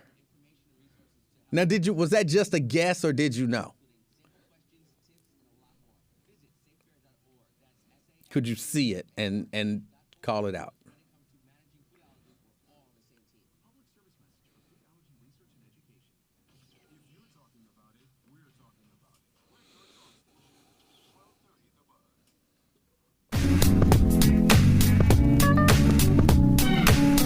On and on and on and on. 40 minutes. 40 minutes after. It's like 20 minutes to the top of the hour. I'm Emanuel Livingston. This is the Afternoon Experience. I'm with you until 3 o'clock. 3 o'clock this afternoon. 749-1230. That's the number to get on board. Let's keep it going. Hold on, Lawrence and Genghis. Let me get Stan in here first. I don't hear from Stan on a regular basis. I don't know if I've ever heard from Stan before. Stan. Hold on, Lawrence and Genghis. Let me get Stan in here first. Stan. On a regular basis. Going once. I've never heard from Stan before. Stan going twice. Hey, Yes. how you doing? I'm fantastic. Okay, y'all see. I appreciate Okay, it. I got you. How you doing? I'm fantastic. Okay, great. Yeah, about the transplant and everything. Yeah, if the guy served his time and everything, that's cool. Let him go ahead and do it. My question, basically, a couple of them. First one is he the first one they came to? What if, they went to other heart recipients and they turned it down? They said, like the previous caller, like, hey, a pig's heart? Nope. I'll take my chances and just wait on a human heart. Well, in reading the story, it doesn't say that there were other people that it was offered to. They say that he started having symptoms of heart failure in November. He was taken to the hospital. They say that he was still enjoying his life, living in a duplex, but a doctor floated the option of a pig heart in mid-December. And they said, we can't give you a human heart. You don't qualify, but maybe we can use run from an animal. And that was kind of how it came up. So I'm sure that there are other people who were in that same situation who they could have approached with that option. Correct, and that's what I'm trying to get at. I'm pretty sure they approached other people with the option, and they said no. Of course, I wasn't there. I don't know. Yeah, you're sure of that based on what? Just said I'm not sure of that. Is what happened, but I'm pretty sure that it could have happened that way. But another question I have is, what if the person that created the version of the pig heart for transplant, what if he was guilty of a crime such as murder? People say, because he murdered somebody and he came up with this invention, of the transplant, I'm not going to do it. No one says that.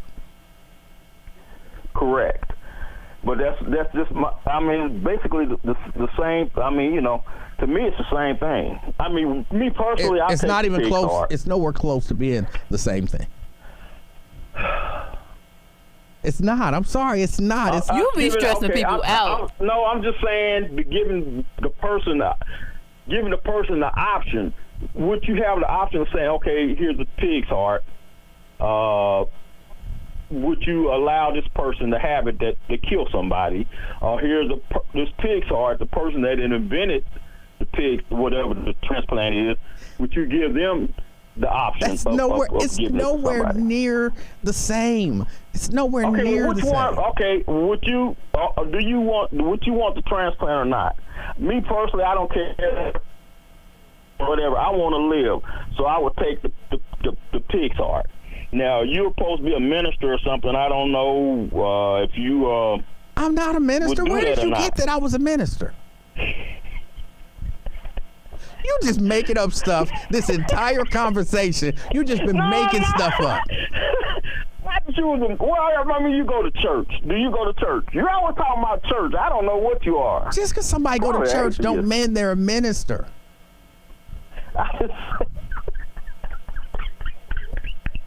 I know you're not. Okay. Look, can we get past that and back to the pig's heart? You don't have to defend yourself. Okay, I apologize for accusing you of being a minister. All right. Okay. Now I'm asking you. I mean, would you take the transplant? Oh, I don't know. I'm not. That's not the actual conversation though that I'm having.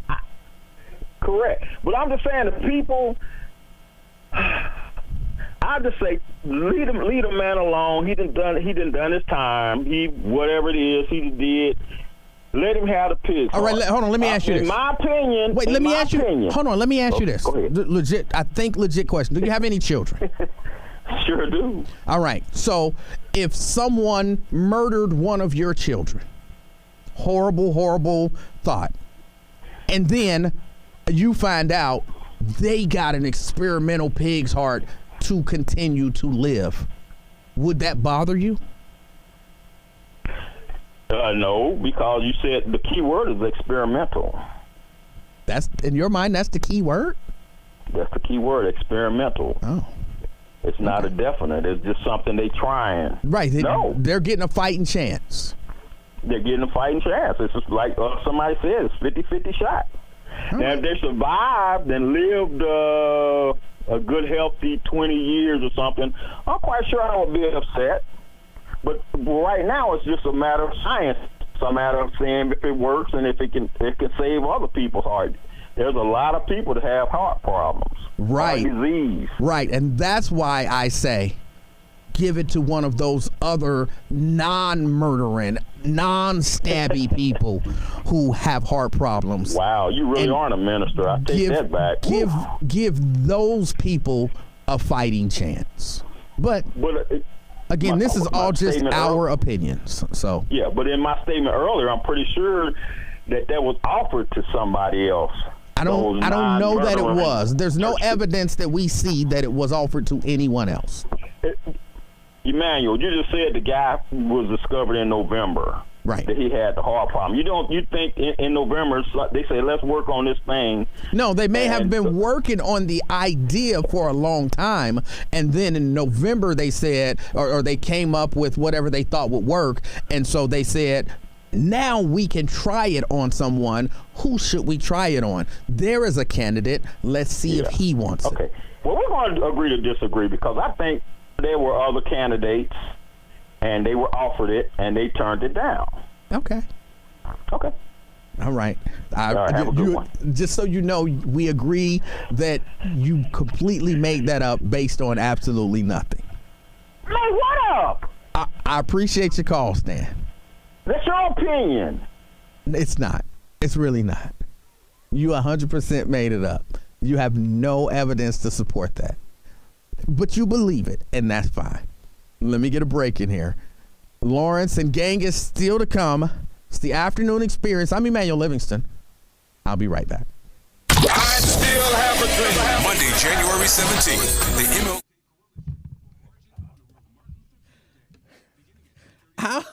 When did I be?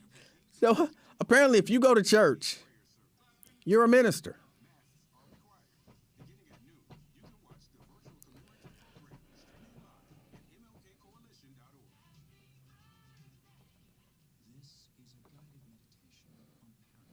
I give it to him that it's possible that happened. It's possible that happened, but we don't. As I read through this story, I didn't see anywhere in there where it said they had been offering his heart around to people. They've been offering his heart around to people, and people been turning it down. And then this dude was the one dude that said yes. I don't see that in here anywhere.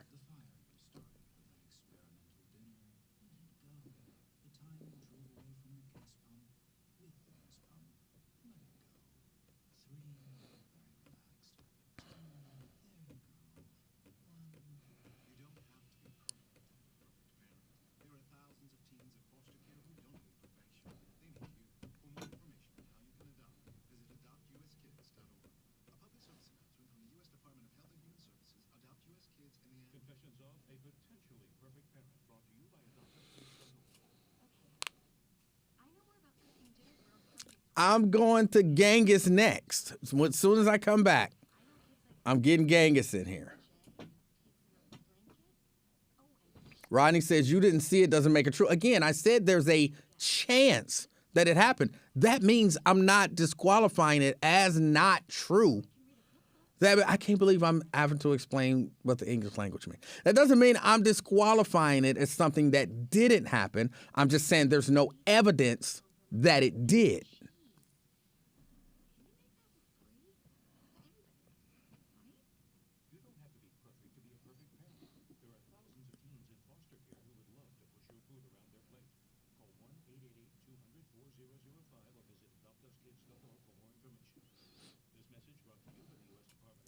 No, Lonzo, Genghis. Genghis is up next. A man want to be named Genghis. I'm going to call him Genghis until I decide not to.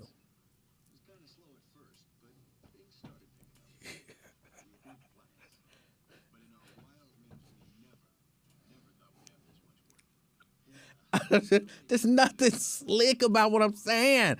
I'm not even saying it like to be in, like, look, I'm not that smart. I'm not that smart.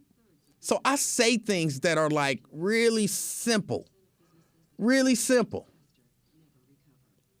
And then people try to read all this extra stuff into the simple stuff that I say.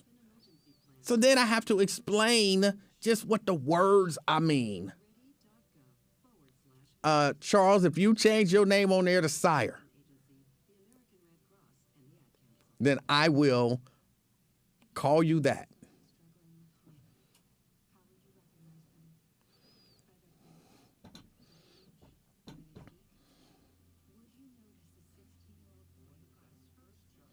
Anthony wants to know, would it make a difference if they took the heart of the man who killed someone and gave it to someone else who might need it? Why would that make a difference? I don't know that y'all understand why. And you see, Jerica, you see what I'm saying?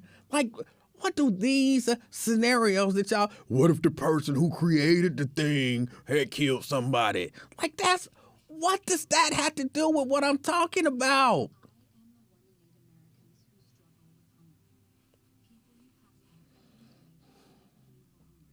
What if the doctor had killed somebody? Then would you let the doctor give you the new heart? Come on. What that got to do with anything? What if the CEO of the hospital had killed somebody? Then would you go to that hospital? Like, come on.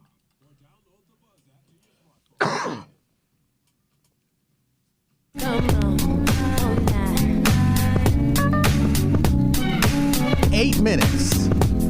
8 minutes to the top of the hour. It's the afternoon experience. I'm Emanuel Livingston. I'm with you until 3 o'clock this afternoon. 513-749-1230. That's the number to get on board. Let me go back to the phone. It's the weekend in review. You know, it's Friday. That's what we do. Genghis. Yeah. How are you? I'm fantastic. Genghis, how are you? Oh, I'm wonderful, because, you know, I know this town like a rock. Well, I know it, I mean, like it's a real deal and what's going on, who's who and who's not who. I've heard them just announce that they're having a race relations committee that's going to be having a function soon, but I noticed that they only put a email address. They didn't give a phone number because that's been the problem all the time. You know, you got those ones that think that they are the ones, and it's the same old people. We forget too soon, man. You remember Ken Lawson, don't you? I remember Ken Lawson, yes. And you know what nominee? What he was? What was he? A Republican? I know at one point he said something along the lines of he didn't want to. There was a particular. That ain't what I asked you. Oh no! I didn't ask you that. Oh no! Oh no! I said, was he a Republican? Okay, the answer is complicated. It's not. How could it be complicated? I was trying to explain how it would be complicated. If you're going to explain it, let's talk about what I'm saying. That's what we're talking about. What you're saying. But he's a Republican. You know he's a Republican. No. But he helped Dieter. No. You know it. And Bernard Rucker. So y'all forget so soon. No, Y'all I cut didn't me forget. off. I didn't forget, Genghis. I understood that he had some issue with Fanon Rucker. And because of that issue with Fanon Rucker, he chose to help Joe Dieters. But because of whatever that issue was, and he chose to, because of whatever that issue was, and he chose to make that decision in that particular case, doesn't mean he was a Republican. Well, okay, I'm gonna tell you a little more about it. I'll tell you who his most famous guy was. If you want to go through that, did you know Scarface? You remember he was on TV Crime in the Inquirer and talking about how the Lord gonna save him, and he had a Scarface, a picture in his office. See, y'all. Let me answer your question. I did not know Scarface. Although I know you don't. Well, you asked the question, but I do remember that I think at some point he had a picture of Scarface in his office. Not Scarface itself, because it was fiction. Right. What he represented, that's what I was trying to express to you. And we forget so fast, just like Tracy Hunter. Now, if we had this thing that's coming up with Tracy Hunter at the head of it, let's get it from there and then go all the way back. Let's get everybody. And it's time for these Cincinnati pseudo-intellect to get out there and do something right. Now, they got this thing that they're coming up with. I'm telling you, they do it the same way. You remember Valerie Leming? I remember Valerie Leming. She was the what, city manager? Yes.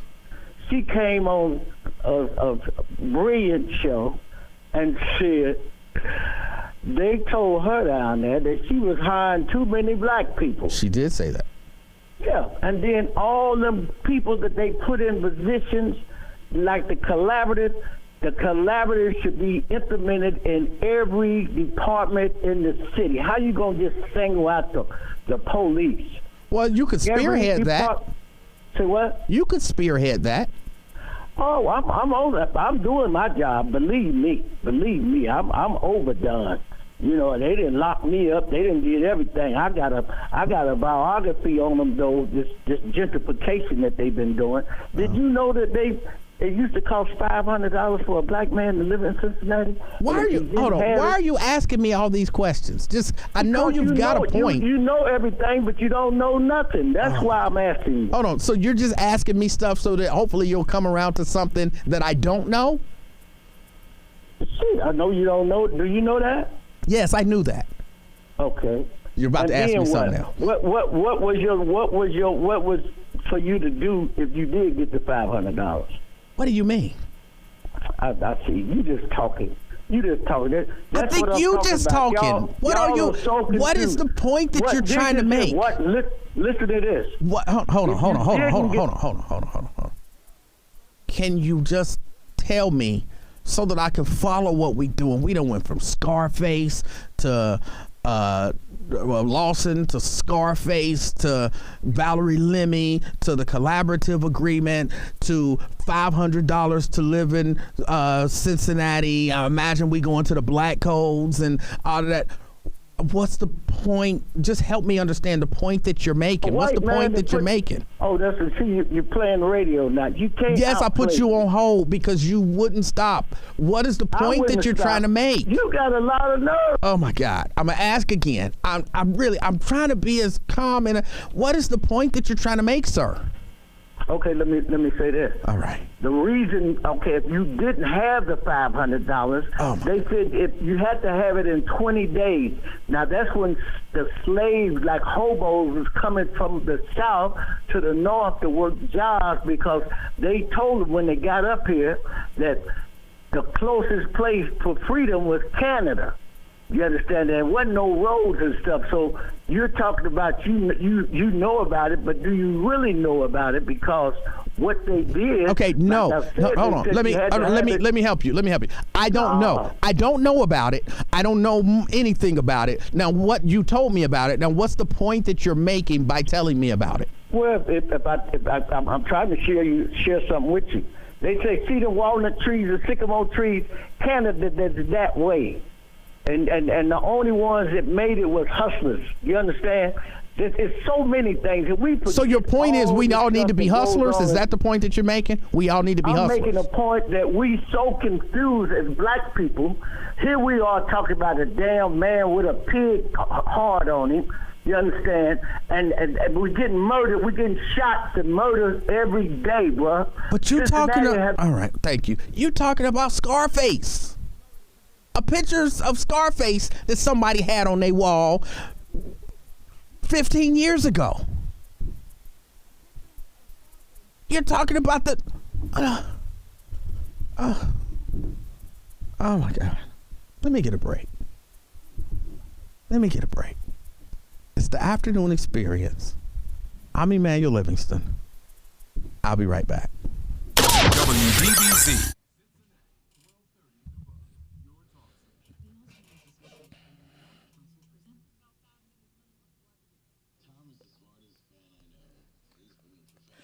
I'm not sure what he was talking about.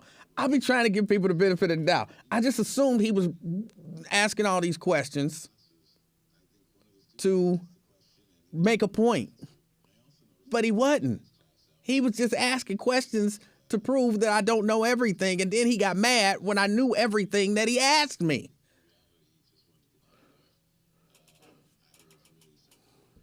So then he wanted to try to throw some more detail in to say, I didn't know. See, that's the stuff I be talking about. I told y'all, what you can do is you can take a topic and find out everything you want to know about it and then call a talk show host. And you be like, do you know this? And he'd be like, yeah. So now you mad because you didn't think he knew. And then you like, well, but did you know this about that? And he like, yeah, I knew that. Well, but did you know this about that? Eventually, you're going to get so into the minutia that he's like, no, I didn't know the middle name of the dude that invented the zipper. See, so you think you know everything, but you don't know everything.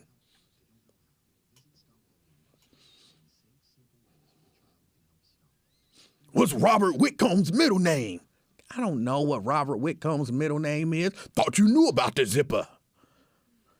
I don't know about this. I know about the zipper. I know Robert Whitcomb invented the zipper. I think that's good enough, but you don't know his middle name. How many kids did he have? I don't know how many kids he had, and you think you know something.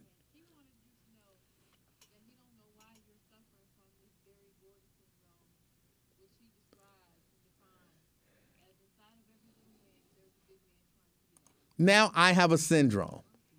I have a syndrome because he didn't have a point.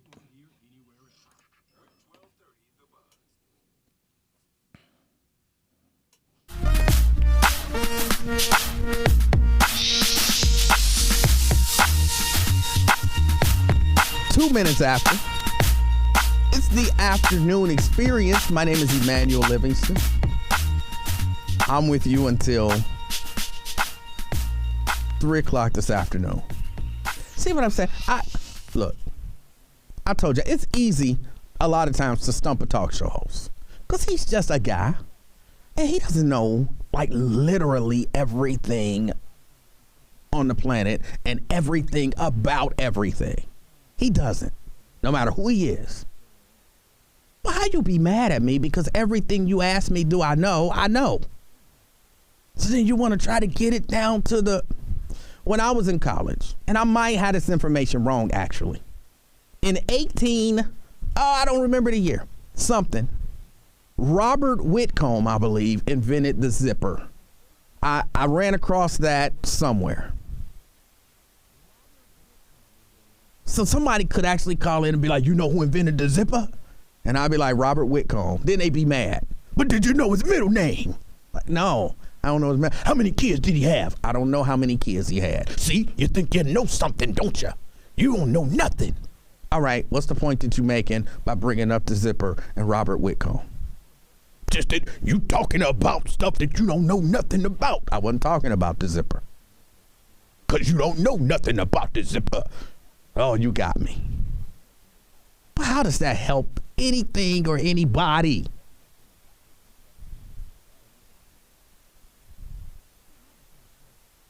You know they used to have to pay $500 for a black man to live in Cincinnati? Yeah, I know that.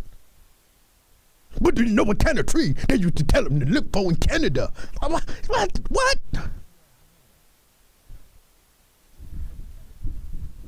Oh, Lord. 513-749-1230. That's the number to get on board. Lawrence.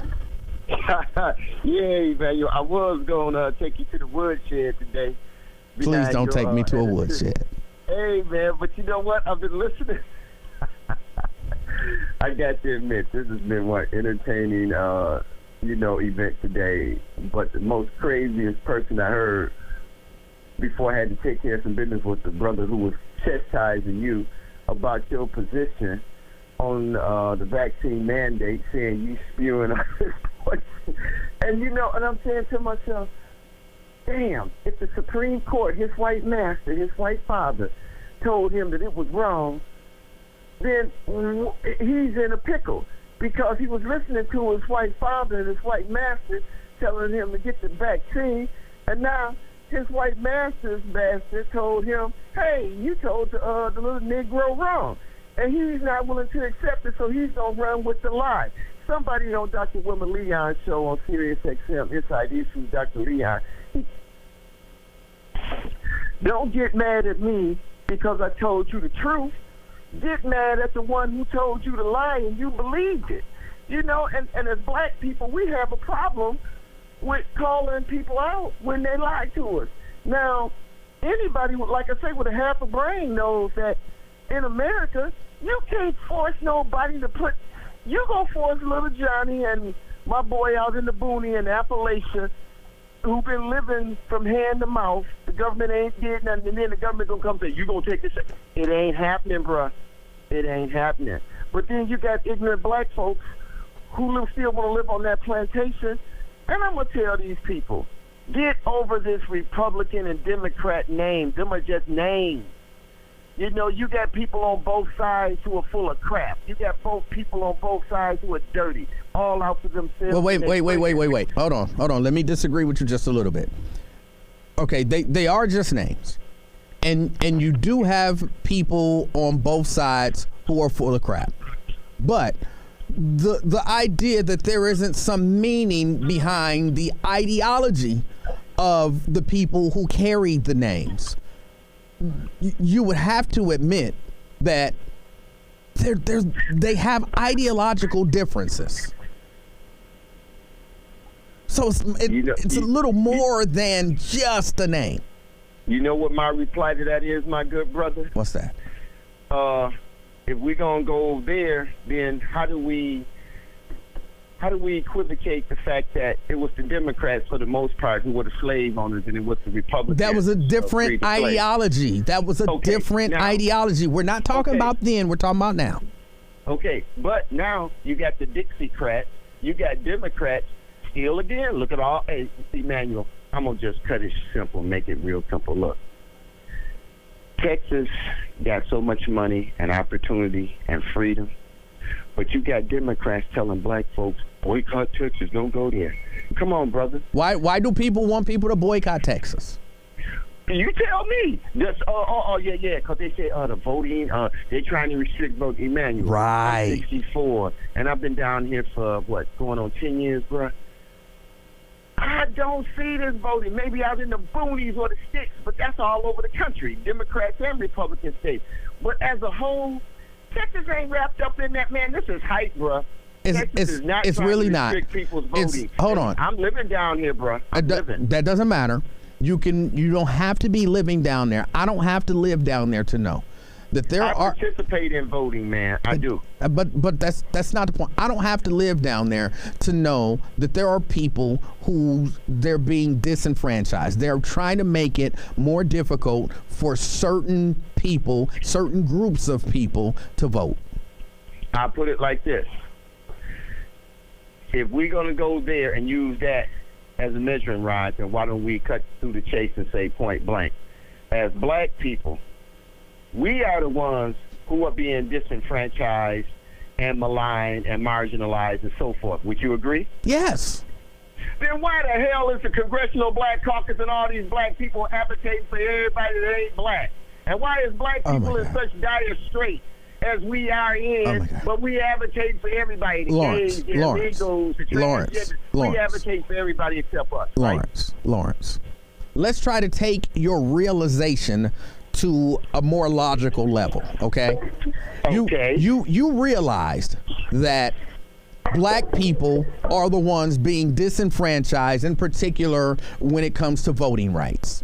You just made that perfectly clear that you understand it.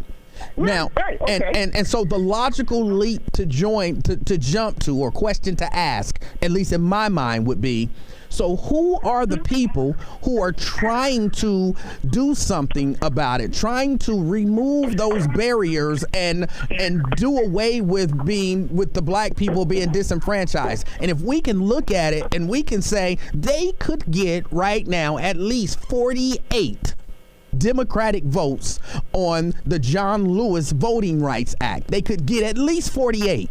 Why can't they get only 2 Republicans? I'm gonna tell you something right now, bro. Wait a minute. No. Hold on. Before you tell me something like this, bruh, answer that for me. Why aren't there 3 Republicans who will say, look, black people are being disenfranchised when it comes to voting, and something must be done about it? If it's just a name, why is it difficult for 3 Republicans, 3 out of 50? You can get 48 Democrats out of 50. Why can't you get 3 Republicans out of 50 to come to the same realization that you came to just a few minutes ago?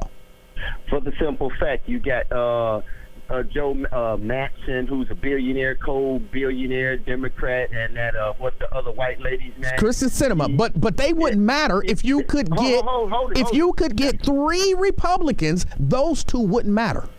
Hold it. But here's the point. The Republicans don't roll lockstep, brother. This is what I keep telling black folks.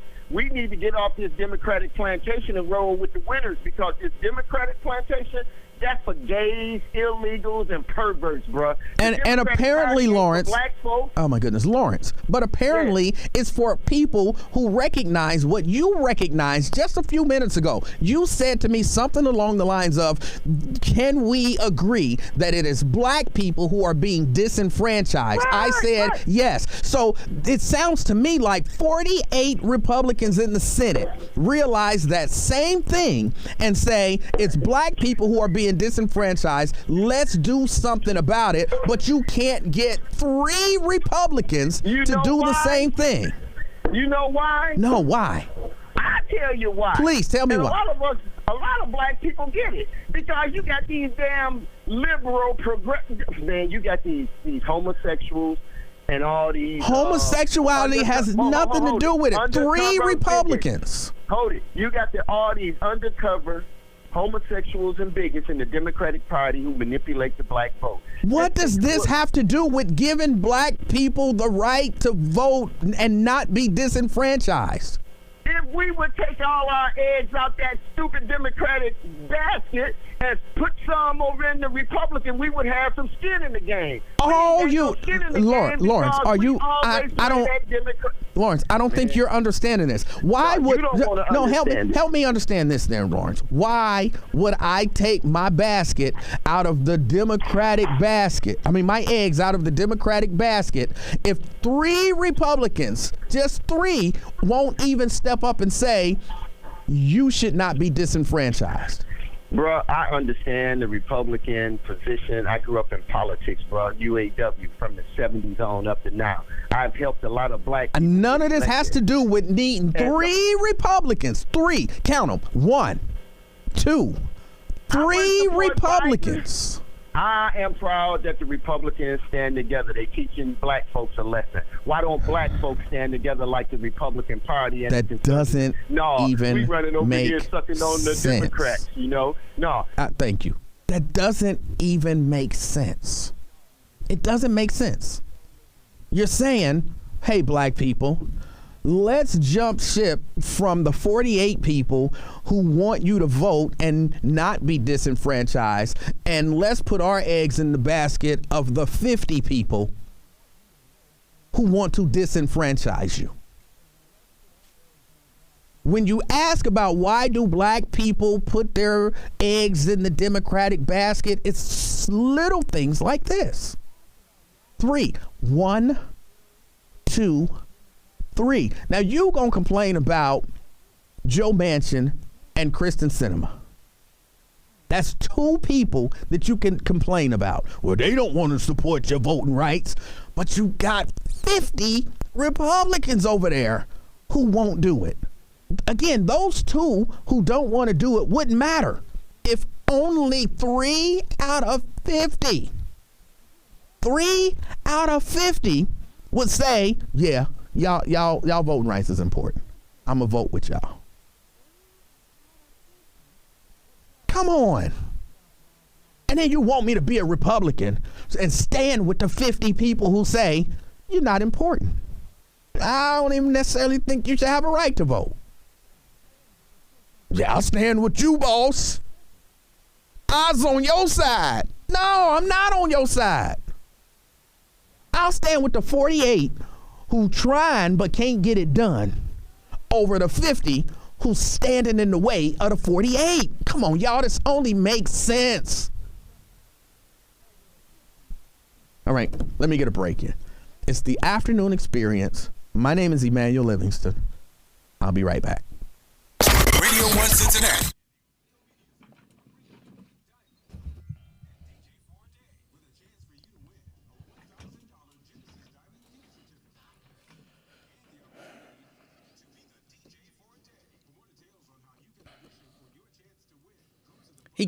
At least he came to the conclusion that black folks are being disenfranchised.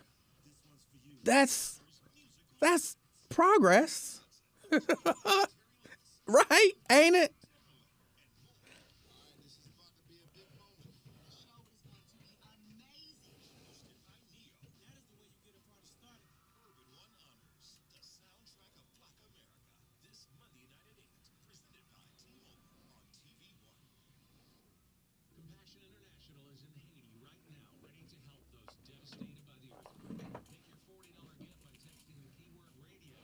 And I know we'll, and I'll be on board. I'll criticize the Democrats too at some point. I know I will. But we'll criticize the Democrats for not getting it done. And put none of the blame on the Republicans. 3. That's all you need is 3 Republicans who are reasonable, fair-minded, kind of not racist people. 3.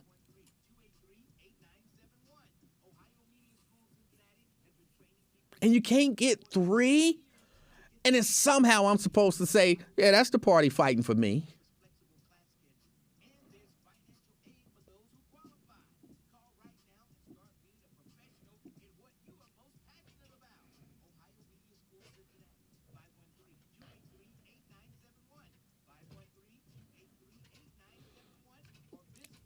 I'm trying to lay off the car.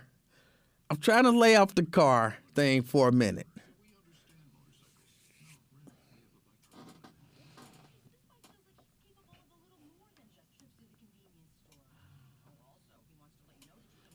I mean, I can hear me saying it at some point. Like, why am I voting for the Democrats? They can't stick together. They can't get nothing done. Why vote for them? Joe Biden promised voting rights and he didn't deliver. Joe Biden promised this and he didn't deliver. Why am I going to vote for him if he can't deliver? I can see myself saying that at some point. I'll get frustrated and I'll say it. I can't hear you.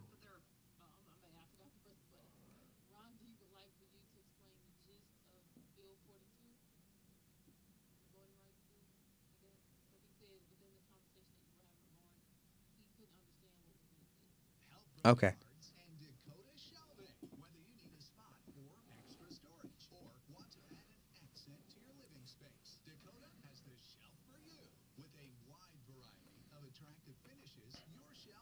But then I want y'all to remind me, Emanuel, not a single Republican would step in and vote with the Democrats, even though some of them will stand up and say, well, yeah, everyone should have the right to vote, and this is a good bill, and so on and so forth. Will you vote for it? No. What? So y'all just remind me, because I'm going to get mad one day.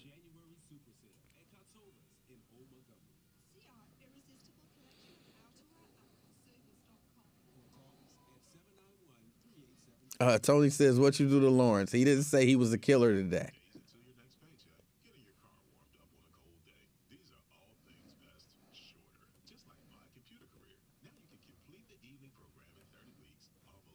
I didn't do nothing. I guess he don't feel like he had to kill nobody over the right to vote.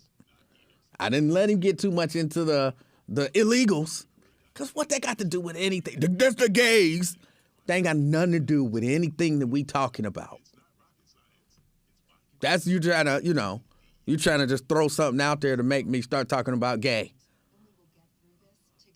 We can't get 3 Republicans to vote for voting rights for black people. What about the gays? I don't like gay people. I don't believe in homosexuality. I'm not that easily distracted. You know what I'm saying? I'm relatively easy distracted. I can cut my sentence off midway and go to a whole different point. But I'm not that easy.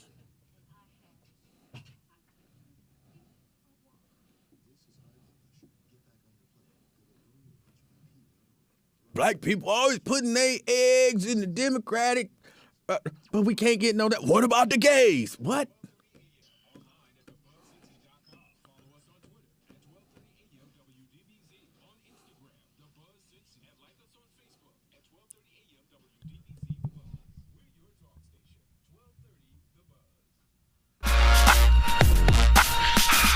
Minutes after. It's the afternoon experience. My name, Emanuel Livingston. I'm with you until 3 o'clock this afternoon. Oh, I don't think I've said it today. My title is the King of Talk. I think it's important that people know that. It's important. Speaking just a little bit about partisan politics. The Republican National Committee, they want to block GOP candidates from participating in presidential debates. Yeah, they're considering having candidates sign a pledge that they will not participate in presidential debates sponsored by the Commission on Presidential Debates, which is, the people who put together presidential debates. What kind of nonsense is that? Oh, I'm running for president. All right, let's set up the debate. Nope, not debating. What? How we know what you stand for? Come to one of my stump speeches. Because they believe if they got a large crowd, that means they're going to win the election. Yeah, that's one of Donald Trump's biggest pushbacks when you say the election wasn't stolen. He couldn't get people to come to his rallies. I had crowds of people. And what do you think that means? He really believes because he had large crowds, that means he won the election. But they're thinking about it. So now they are saying, like, look, we're not necessarily saying we won't debate. We're saying, though, that the Commission on Presidential Debates is too partisan. They favor the Democrats. And we need some assurances. What, did y'all just get the chance to get up there and act a fool? And they're not going to say anything or put any rules in place to control it? Yes, Donald Trump got up in that first debate and acted a fool. Wouldn't shut his mouth, just kept talking. So they had to, for the next debate, say, all right, now, if you keep talking, we going to cut your mic. That wasn't partisan. That was for us, Democrats and Republicans, people who want to hear both sides. And, of course, independents. But they don't like that kind of stuff. So, well, why don't we'll just talk to the other side and we'll agree on debates ourselves. Right. We gonna rely on the Republicans and the Democrats to work together and work it out. How is that working in Congress so far when it's 50-50? How's that working out? Y'all can't work out things together. And it's usually because, this is me, I'm more Democratic leaning. It's usually because the Republicans are dumbasses and want foolish stuff. And can you imagine Joe Biden trying to negotiate with Donald Trump about what the debate is going to look like? Can you imagine that, honestly? Or you want to have the debate at Mar-a-Lago? No, I don't want to have it at Mar-a-Lago. That's not if we're not going to have it at Mar-a-Lago, then there's not going to be a debate. All right, who do you want to moderate? Fox News. What's the new one? Is it One News Network or whatever? No. How about neither of those for all of the debates? Huh? Isn't it like OAN or something like that? Yeah, something like that. For all of the debates. No, we're not going to do that. Then there won't be a debate. This is stupid. Those are my terms. You're an idiot. Who gets to be in the audience? My family. No, that's dumb. How about we come to some sort of agreement? It would just be pointless. And then there would end up being no debate. And he would be saying, we didn't have a debate because, I'm sorry, I don't do a good Donald Trump. I do a horrible Donald Trump. We didn't have a debate because he wanted everything in his favor. Hold on, but he agreed to have it at Mar-a-Lago. He agreed for OAN to be the moderator, and he agreed for your family and his family to be the only ones to be there. But I didn't want his family there. But he was unreasonable. Yeah. They would never come to a conclusion. You need the Commission on Presidential Debates. All right, let me get Glenn in here.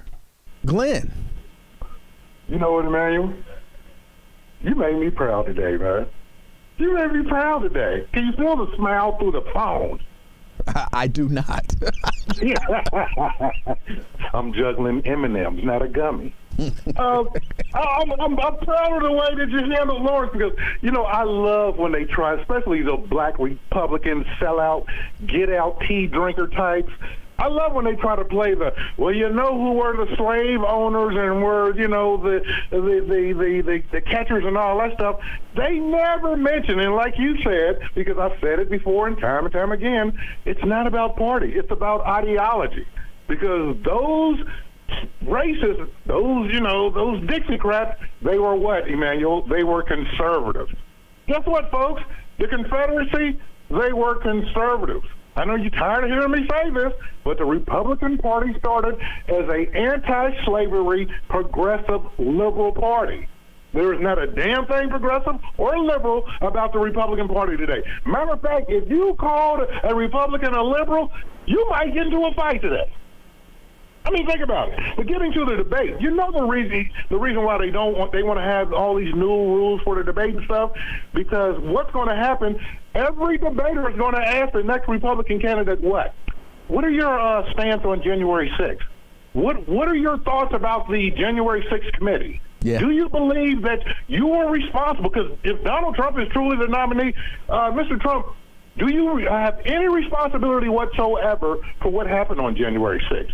Before and after January 6th. Mr. Donald Trump, what is it with this phone call to Raffensperger where you asked for 11,780 votes? And he can't get away with the lie. And what's so funny, Emanuel, because of course I've been following this, you know who they really mad at? Who they really wanted to change the rules for? Because of what Chris Wallace did to him. Remember when Chris Wallace was trying to hold his feet to the fire? Yeah. Yeah, they mad at Chris Wallace. I mean, it is absolutely amazing. But that's all I really wanted to say. Like I said, it was a proud moment. And let me for all, because believe me, they're like, well, why are you just picking on the Republicans? Man, we've had plenty of arguments about Democratic policies. Oh, yeah. We've had our little disagreements when Barack Obama was in office. Yeah. It's not like you gave him any less, bashing than you did anybody else. It's about asking a hard question. And let me say this. You're absolutely right about Joe Biden. If they don't get something done as far as voting rights concerned, then you rightfully so have every reason to criticize them. I mean, to the point where I really don't have anything that I can say, because you and I both know I kind of call in here as, I guess I can be a Democratic operative. I've been provoked at it. So I really wouldn't have an argument. But I don't know if you hear about this, talking about things, we can review things you might have missed. I heard yesterday that they have 1,000 people down in Georgia who are either about to receive like $100,000 fine or like possible 5 years in jail based on the rules that that the Georgia Republican legislature put in place because they initially signed up for absentee ballots. They didn't get them. They went to the polls and voted anyway. Didn't vote twice. The absentee ballot didn't come in the mail. They went and voted, and that's a violation of these little rules that they put in place. So now they're fighting against that now. This was all on watching MSNBC yesterday. The point you made about the 48 Democrats as opposed to the 50 Republicans, Joy Reid made that comment, I think it was Wednesday night when I posted. I said, everybody turn on MSNBC, listen to Joy Reid. You might learn something. She made exactly that point. She's like, as much as we want to get on Sinema and Joe Manchin, why can't we ask the question, why is it that we can't find, well, this time she said 2, but like you said, 3, just to get us over that 50 threshold. Actually, it would be, 53, 51 with Kamala. But anyway, her point would be, why can't we get any Republicans? What, they don't care about voting?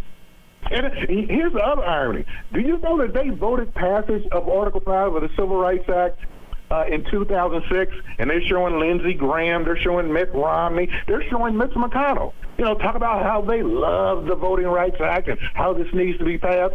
But something happened in 2008, Emanuel. I just can't figure it out. As Republicans say, maybe it's a coinky dink that caused a mouth kerfuffle that turned into a hootenanny. But what happened in 2008 to where they said, we got to slow this whole voting thing down? That's why I say you'll hear them talk about the importance of voting rights, but they won't vote for it. Right. And why is that? Because 81 million people voted last time. The other guy only got 74. And that's a bridge too far. And like I mentioned on Lincoln's show, mail-in voting was actually a Republican thing. Yes, it was. Yeah. I remember back in the day when we used to be down at the Board of Elections, we knew going in when they did the absentee or the mail-in votes early, they were going to lean so heavy Republican because that's just the way it was. Yeah. Republicans were the one who voted by mail and voted absentee and all of that kind of stuff. That's just the way it was. Now that it's flipped, it's a bad thing. And I'll say this, the reason, and I was kind of messing with you, like, did you ban Rebel Rouser? But the reason, like, Rebel Rouser won't call and Jack Me Often, who, how old are you, 13? You got a name like Jack Me Often, and Lawrence, who just continues to make a fool out of himself. The reason why they won't call, and the reason why you won't get that white caller, what was the name, Kevin, who asked about black-on-black crime, because you will hold their feet to the fire and ask them very simple questions. Things that we learned in the 10th grade in old PHSL Aiken and when I was at Woodward High School. Just very simple questions. It's a yes or a no. And they can't stand on their own opinion. They can't articulate an opinion that will defend the policies and the ideology of the Republican Party in its current incarnation. And that's the problem. That's why they can't stand me, because I'll ask them the question, and I'm like, what? Is this a duh moment for you? What, the brain not working right? The little gerbil on that little wheel, he's not running fast enough? And then they look there with that stupid look on their face, and they don't have nothing to say. So like I said, man, thank you for just pointing out the simplest things in life that you would think that Lawrence would understand since he's all, Django Stephen. And by the way, you never saw Django Unchained, have you? I've never seen Durango Unchained. Yeah, that's right. You still won't watch it. No. When I put in there, is that a ninja in the voting booth? There's a scene when Jamie Foxx rolls up on the plantation with the one that Leo DiCaprio he owns, and Samuel L. Jackson's there, and this was back when black men couldn't ride a horse, they weren't supposed to be riding horses. So he rolls up on the plantation, and Samuel L. Jackson goes, "Is that an N-word on a horse, master?" So that's why I put in there, is that an N-word in the voting booth? Because that's just how Lawrence sounds. I mean, and then he said he understands the Republican Party, and you got him to agree that, yes, they try to suppress the black vote, and he said he's still down with them. Yeah. He just kept saying it. Well, I didn't even get him to agree. He's the one who pointed that out. I'm like, so if you can come to the realization that that's what's going on, why are you talking about let's be Republicans? That don't make sense. And we're disenfranchised. That's black people, right? Right. So then what about the gays? What they got to do with anything?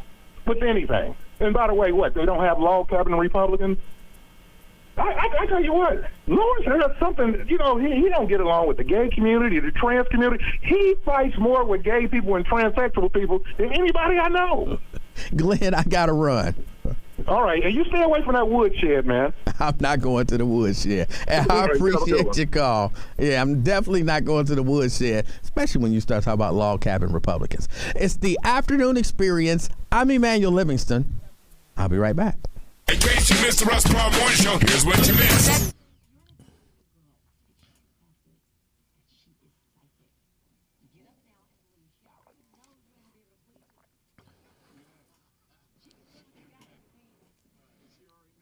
I am not, still not watching Durango Unchanged. I'm not paying for word like 100 times.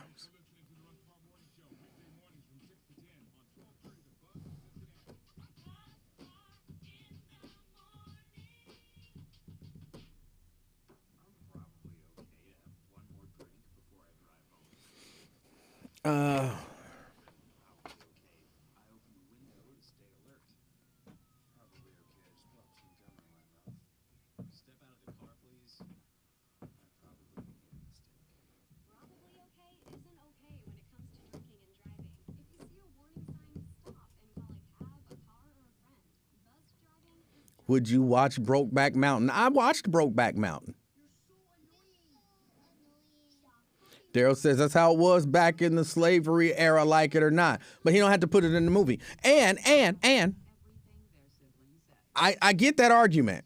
But how was it during World War II over in Germany? Do you think they used slurs for Jewish people? He did a whole movie about trying to kill Hitler over in Germany, and they didn't say the K word not one time. Not one time, Daryl. So you can't tell me he's doing this stuff for realism, because he won't say the K word. And you know they were saying the K word over in Germany during World War II. You know they were saying it. So why wasn't it in that movie? You know why he said it wasn't in that movie? You know why he said it wasn't in that movie? Well, because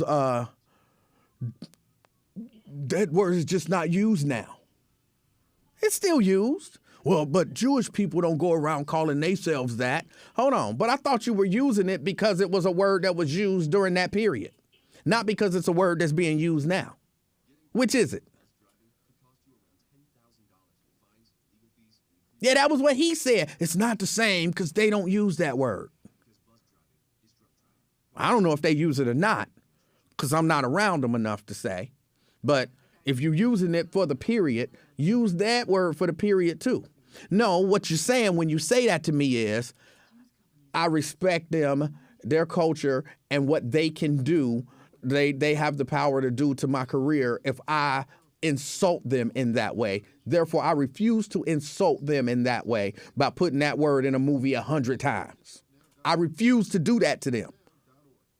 But I do it to y'all ends all the time. And I'll just tell y'all that's the way they talked back then. And then y'all would be like, okay. Yeah, I'm not falling for that stuff. I'm not falling for that stuff. I mean, I get, again, if he used it in Inglourious Bastards, then I would be like, you're right. You're right. I wouldn't even be like, oh, he calling us that. I'd be like, hey, he just takes and he uses those words in that period because that's what they would have said. But, yeah, no. Nah, he just like calling you an N.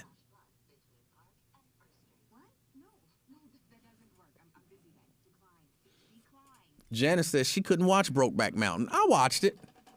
The young lady that I was with at the time really wanted to go see it. And so we went and saw it. I wasn't thrilled with it. But it was a movie.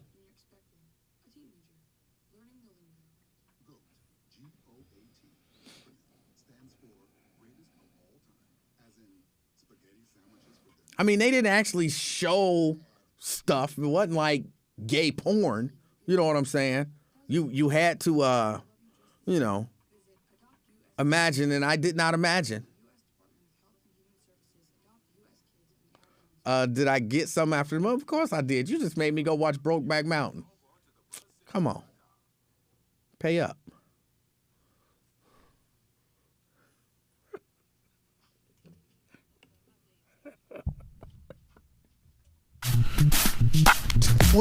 Minutes after. It's the afternoon experience. I'm Emanuel Livingston. I'm with you until 3 o'clock this afternoon. 513-749-1230. That's the number to get on board. 749-1230. Raven's mad at me about the last comment right before we came back. Don't be mad at me, Raven. Don't be mad at me. Vernon. Hey, what's going on, brother? How you doing? Hey, I'm all right. I've been in and out of the conversation for the last couple of days. And the last thing I heard yesterday, going back, was the guy was on the phone talking about respect. All right. He's talking about, you ain't going to punk me and, and all that other stuff. Yes. And, one of the things we've always talked about was, when did you get to a point of age in your life when you were smart enough to de-escalate a situation and walk away from it?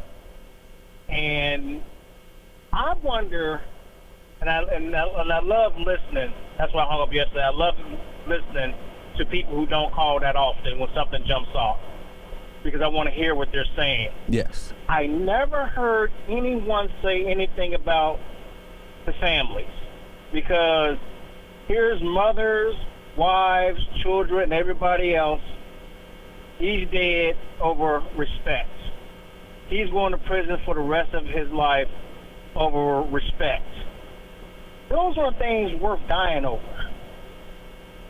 Unless your whole life isn't worthy of any respect. Am I making any sense to you? I understand what you're saying, but there are people who have been taught or, just allowed to believe their entire lives that is the most important thing. But see, respect to me, and I think me and you will agree with this. What's going to be respect? Respect is when I'm there with my family, when I'm there with my kids, and my your kids are grown and you see them doing. That's respect. Your career, that's where the respect comes from. You don't get no respect from robbing banks and walking around with pants on that's too damn tight that don't even go over your ass and making a bunch of babies. Oh my goodness. You don't get respect from that. There's a gap there that we've been talking about it for years now. Why are these young people killing each other? Why are they doing this? Why are they doing this? We talk about it's education. It's no fathers in the home. We need God. We need this. I guess all we need to do, all we need is respect. That's it. That's a horrible way to die. and it's a horrible thing to go into prison for the rest of life of. But I'm pretty sure whoever this individual is who did this, he won't be respected in jail. You know, once Bubba get him, there will be no respect. You know, so that was my opinion on that. Another thing on the heart thing, you know, you kind of talking about that. All right. I would take that pig's heart in a minute. I would go get it from the pig if I know that I got a chance to live. Somehow I'm not surprised by that. Yeah, I would do whatever I would have to do to see the grandkids grow up, my son to have a baby, and see that kid grow up. And but that wasn't the actual question that I was asking. Okay. What was your question? The question that I was asking is the guy who got the pig's heart. Yeah. Had in 1988 stabbed a dude 7 times. And paralyzed the guy, and then not too long after that, the guy had a stroke and then ended up dying. So he killed a dude. And my question was, kind of, do you feel a certain way about him having the opportunity, a fighting chance at life, whereas there are other people who ain't stabbed nobody, who didn't get that same opportunity, although it was experimental? Even the experiment gives you a chance. Yeah, to me, if he'd done his time, you know, I mean, it could have went wrong. I mean, he could have some side effects that might pop up later on. Right, but what that got to do with anything? He still got a fighting chance. If he did his time, he deserves that fighting chance. Okay. But we can't. I mean, one thing as I get older, and you know, I tell you, you know, sometimes that as I get older, unlike some of these old people that call your show, my mind changes over time. Yes. So I get to a point where I'm saying, you know what you done did your time, you should get a decent shot. You know, you deserve a job. You know, you may not get to run this company, but you know you can work for the company. You know, you shouldn't be penalized for your rest. You know, you do your time, and you know you get a shot, whatever shot's there. But it's on you to make the best of it. You know, so he did his time, and he wanted to do it. Go ahead. You know, I just know. On the other hand, if it was me, I'd be like, hey, I'll go first. And the last thing I tell you is, in relationships, you lead by example. In a relationship. You know, going back to the thing you said about the dude that got knocked out. Mm-hmm. If he was being a better leader in that relationship, it wouldn't have never got that far. You know, and in relationships and in marriages and stuff like that, there's always going to be somebody that's better with money. There's going to be somebody that's better with handling the kids and all that. And in all those different areas, somebody's got to lead. All right, and I'm just curious. I had to ask. Yes, sir. All right, you with your wife. Your wife is clocking on somebody. Your wife hits somebody. Is that dude kind of justified in knocking you out as opposed to your wife? Your wife just hauled off and socked me. You standing right there with her. You watched her do it. You let it happen. Now, I'm going to sock somebody. All right? So either I'm going to sock you or I'm going to sock your wife. So I don't want to who's sock the going wife. to get socked is what you're saying. Somebody getting socked. I'm just asking, is he justified in knocking you out as opposed to your wife? Oh, yeah. Hey, no, you ain't going to let you hit her. So, yeah, you what I hope is, hey, man, get your girl. And then I get her and, you know, put her to the, and, you know, I'll buy you a drink or something like that. You know, that's what I would hope would happen. You gonna buy if you get her, Emanuel who don't drink a drink? We'll get Emanuel. We'll get Emanuel some Kool-Aid or something. You know. So instead of punching you want to give him Kool-Aid. Hey man, I would be like, hey man, look, I'm sorry. She done had a little bit to drink. I apologize, bro. What you drinking? Let me get you a drink for you, something like that. I will, you know. But if you hit her, then it's gonna be a fight. Yeah, I can't let you hit her, even though if she was drunk. Wow, I would love to see. I can't even get my wife to drink 2 drinks, much less 1. But that's the only thing I can figure that would happen is I would try to. So you would do kind of a preemptive apology and hope that you don't get knocked out. Hope that it don't be no scuffle, you know. But I can't let a dude just haul off and and hit my wife you know, and then I'm gonna stand there looking like, well, you know, I guess you had that one coming, baby.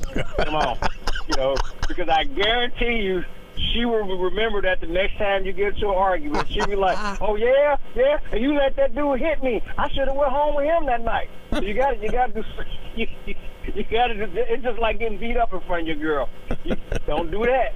You get beat up in front of your girl, oh, you'll never let that one down. Every time she get mad, oh, really? Oh, well, I just call so we'll come over here and kick your ass again. So that would be terrible. Vernon, I appreciate your call. All right, brother. Peace. All right, that's Vernon. I've heard a lot of guys say, "Do never get beat up in front of your woman, your wife, your girl, your whatever. Never do that." I mean, you never want to get beat up anyway. If you and Roscoe out, I'm so mad you keep calling him Roscoe. I'm so mad. You and Roscoe out, right? And you mouthing off. You ain't got no business mouthing off, but you know, but you mouthing off. And Roscoe is standing up for your honor. And Roscoe get into a fight and Roscoe get beat up. Do Roscoe ever live that down? Yeah, because like... You ain't gonna never bring it up.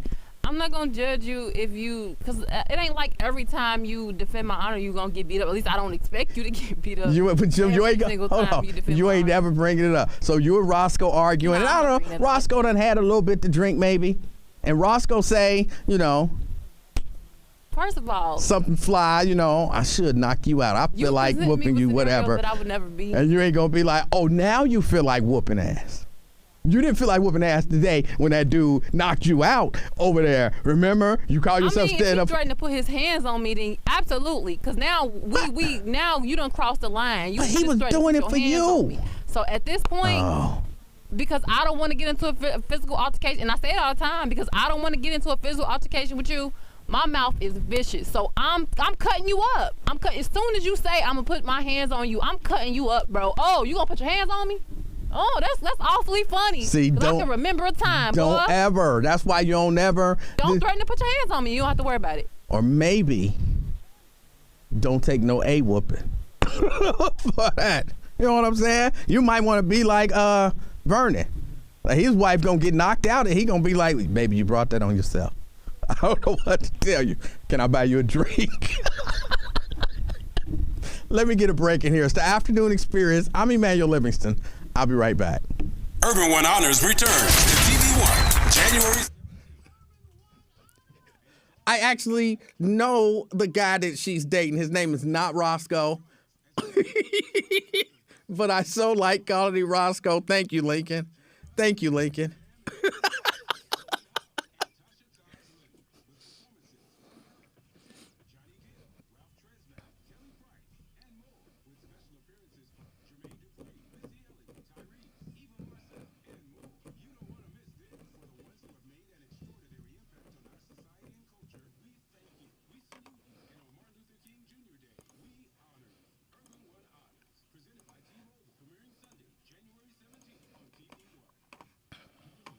Yeah, Vernon gonna apologize to the dude and buy him a drink.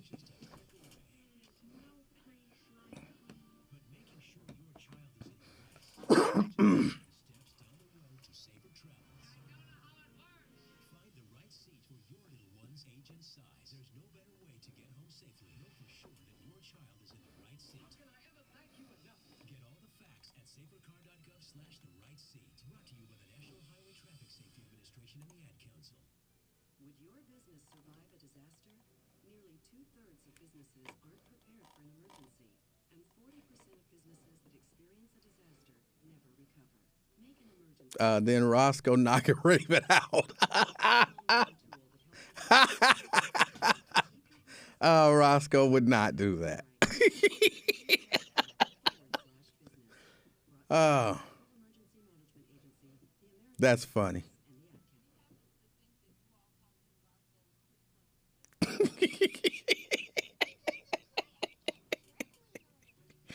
Oh. Next time I talk to him, that is what I'm calling him.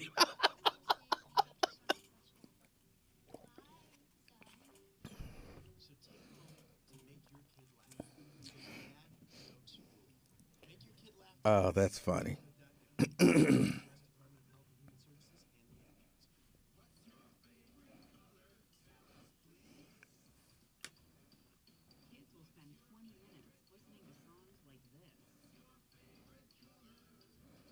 There are women out there who decide whether or not they're going to date a guy based on whether or not they think that guy is going to fight for them.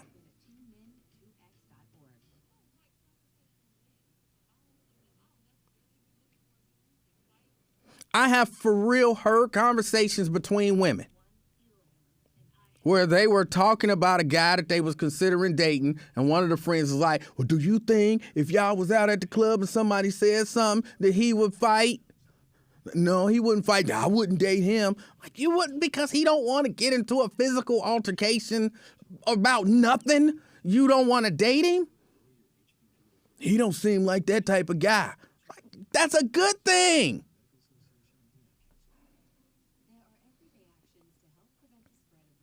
There's a difference between needing a man who can protect you and wanting a man that want to have a fight.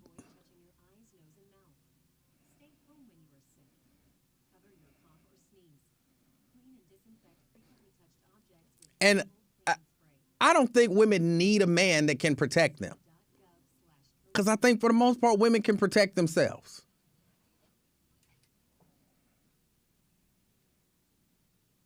I can't hear you.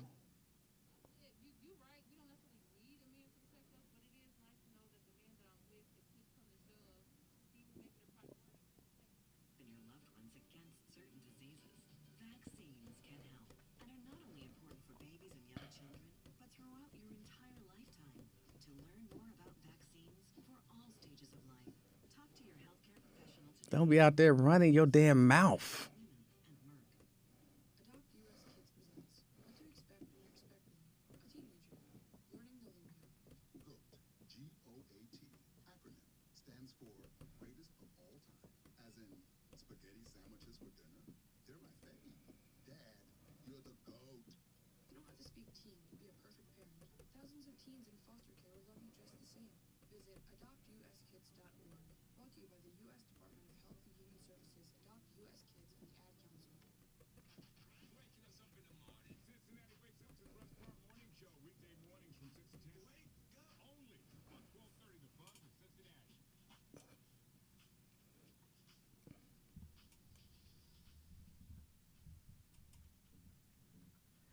Four minutes to the top of the hour.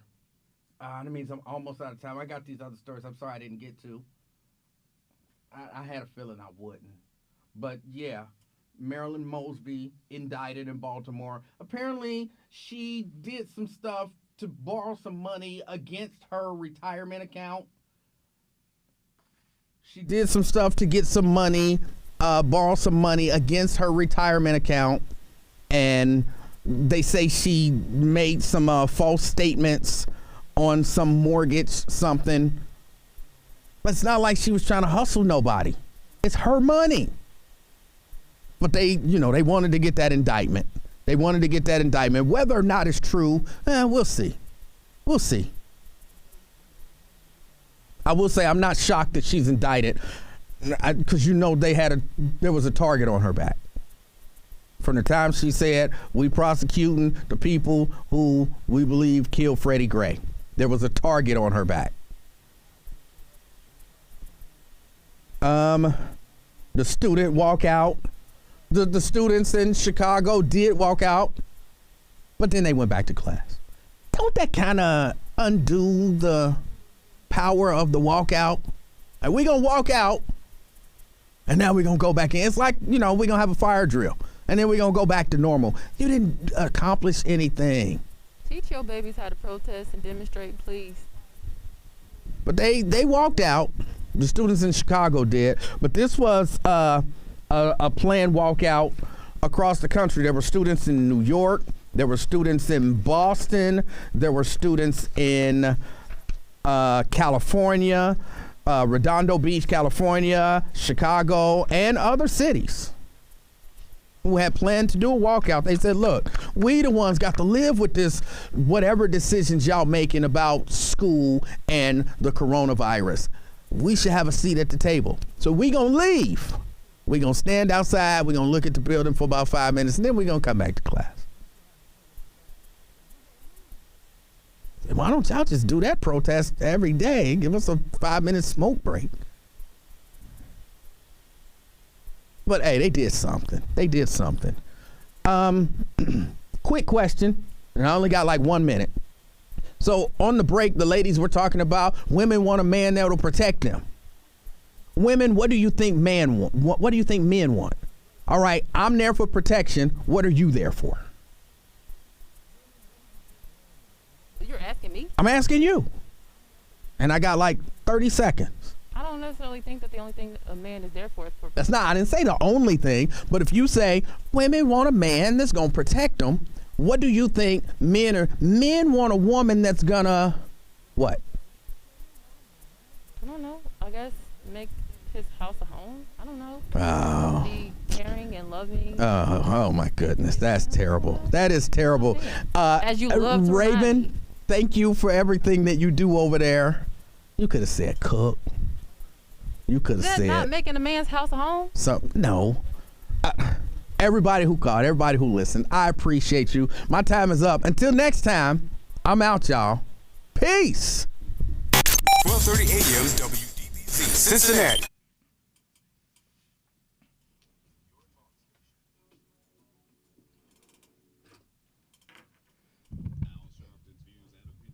I mean, it's a legit. Women want a man who's gonna protect them. I'm not anti that. I get that. Okay, women want a man that's going to protect them. Women, finish the sentence. And think about what you think men. Men want a woman that's going to what? Men want a woman that's going to what?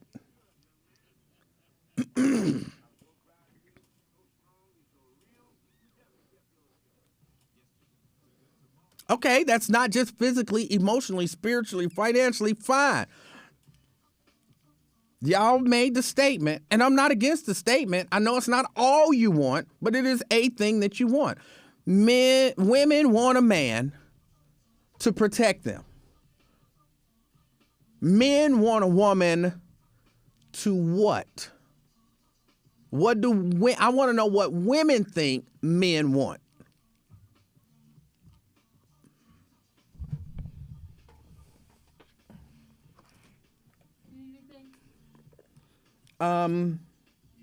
No, ma'am. All right. Nurture and uplift them. Women, y'all interested. No,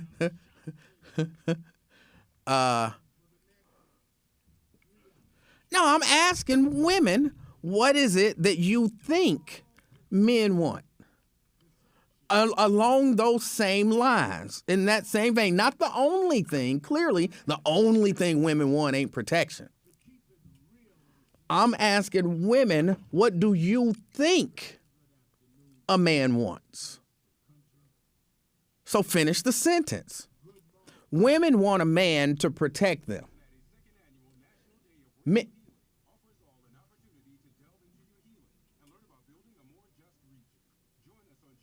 Okay, somebody hit a button too soon. Women want a man to protect them. Women want a man to protect them. Men want a woman to, what do you think? I'm asking you what you think.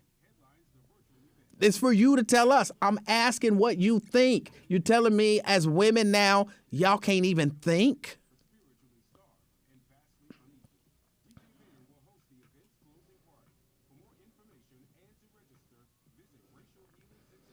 Miss Lucky Charm says, men want a woman to support him in anything that he do. Got his back. Okay. Interesting. That's what you think. Cheryl says, men want a woman, I must guess, to be a lady in the street and a freak in the sheets. Okay. I don't know if that's right there on par with protect me, but okay.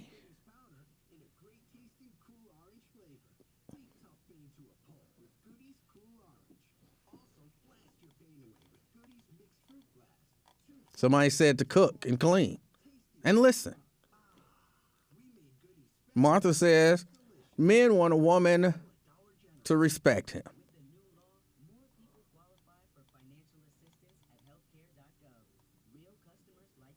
Barbara says, ask a man. Okay, men, what do you think that women think? Because I'm asking, what do women think that men want? So you want me to ask a man what he thinks a woman thinks a man wants. Wow, that's confusing.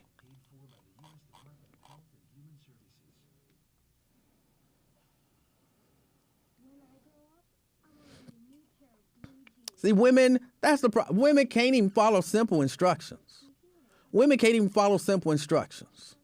Okay, let's try this. This becomes a lot of times the issue. Let's try this. Men, other than protection, what do you think women want from you? Other than protection, men, what do you think a woman wants from you? Vincent said, I'm not sure. So, because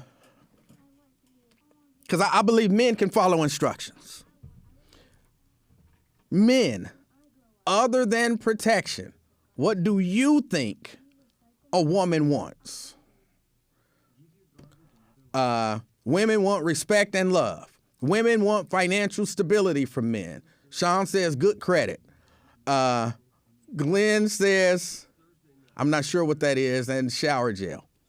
Women want to know everything's okay. Financial stability, provide and pipe. See how the men did it? The men didn't say, ask the women what they want. The men are saying, this is what we think women want. See, they're able to do it. Respect, trust, and love. Women want a provider.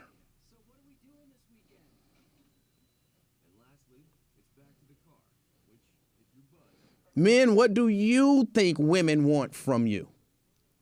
Security, financially. Honesty. Logic Slayer, women want stability. 513 dude said money, broom length eyelashes, and crab legs. Anthony says everything you got. Vernon says peace of mind and security. Kimya says a comforter, a helpmate. Kenny says a good sex. Financial effort and ability to fix things. Somebody said Ozzy, but just wants some pie. Women want to be loved, kids, and money. Y'all see how this is working, ladies? See how this works? See how men listen, and then men actually are thinking about what they think women want. Like, y'all can't even, what do you ladies think a man wants from you? Oh, I don't know. Ask a man. Oh, I can't tell you. A man has to answer that. Oh, I don't know. Like, for real, y'all brains don't even work on the level of what does a man want from me? And I think the reason that maybe y'all can't or won't answer the question because y'all don't even really think about it. Like, y'all don't care. Y'all not necessarily worried. Cheryl says you wanted us to answer for a man. Just like I asked the men, what do you believe that women want other than that? That's all I was asking the women. Y'all want protection. What do you think a man wants from you? Then I asked the man, what do you think a woman wants from you other than protection? The men were able to just roll off stuff. Right, wrong, indifferent, whatever. At least they're thinking about what is it that women want. Y'all not even thinking, what is it that a man wants? Y'all not even thinking that. That says something. Jerica says sex and respect. That's it. Okay. Robin says just to have his back. Okay. Tria says support and attention. Okay.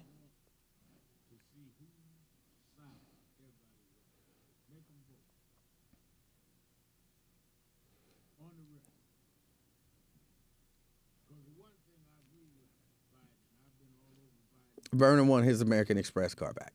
LaDonna says, I don't know. And I imagine you don't even care.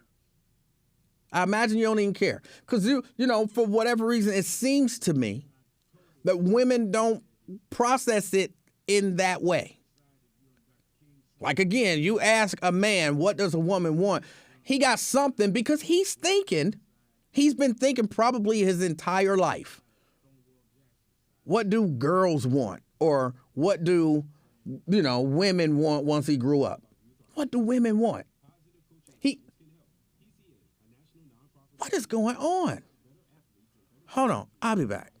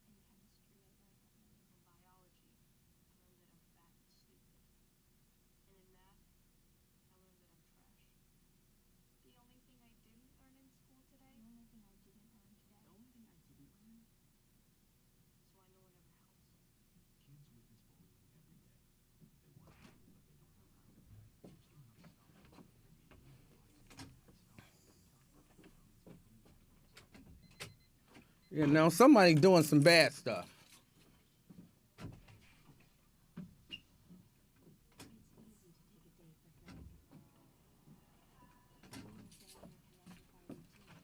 I have some stuff I'm gonna have to fix.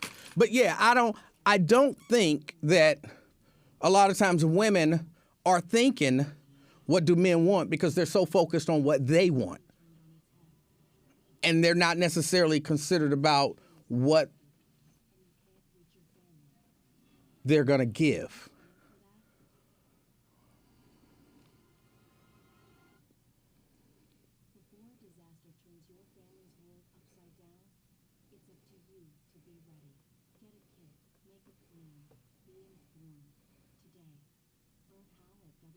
And again, I'm not here to say that you're right or you're wrong, even though a lot of y'all answers are wrong.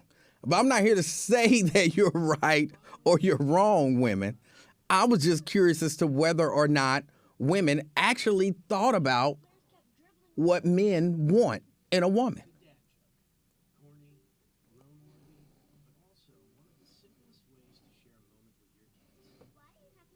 Kimma says, yes, I do. Thank you. Oh, she's saying she gets it. Okay.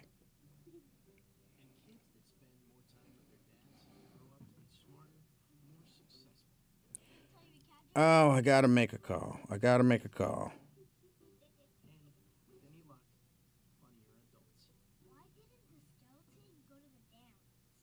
Oh, all right. I have to end this. Because where I'm having some technical difficulties.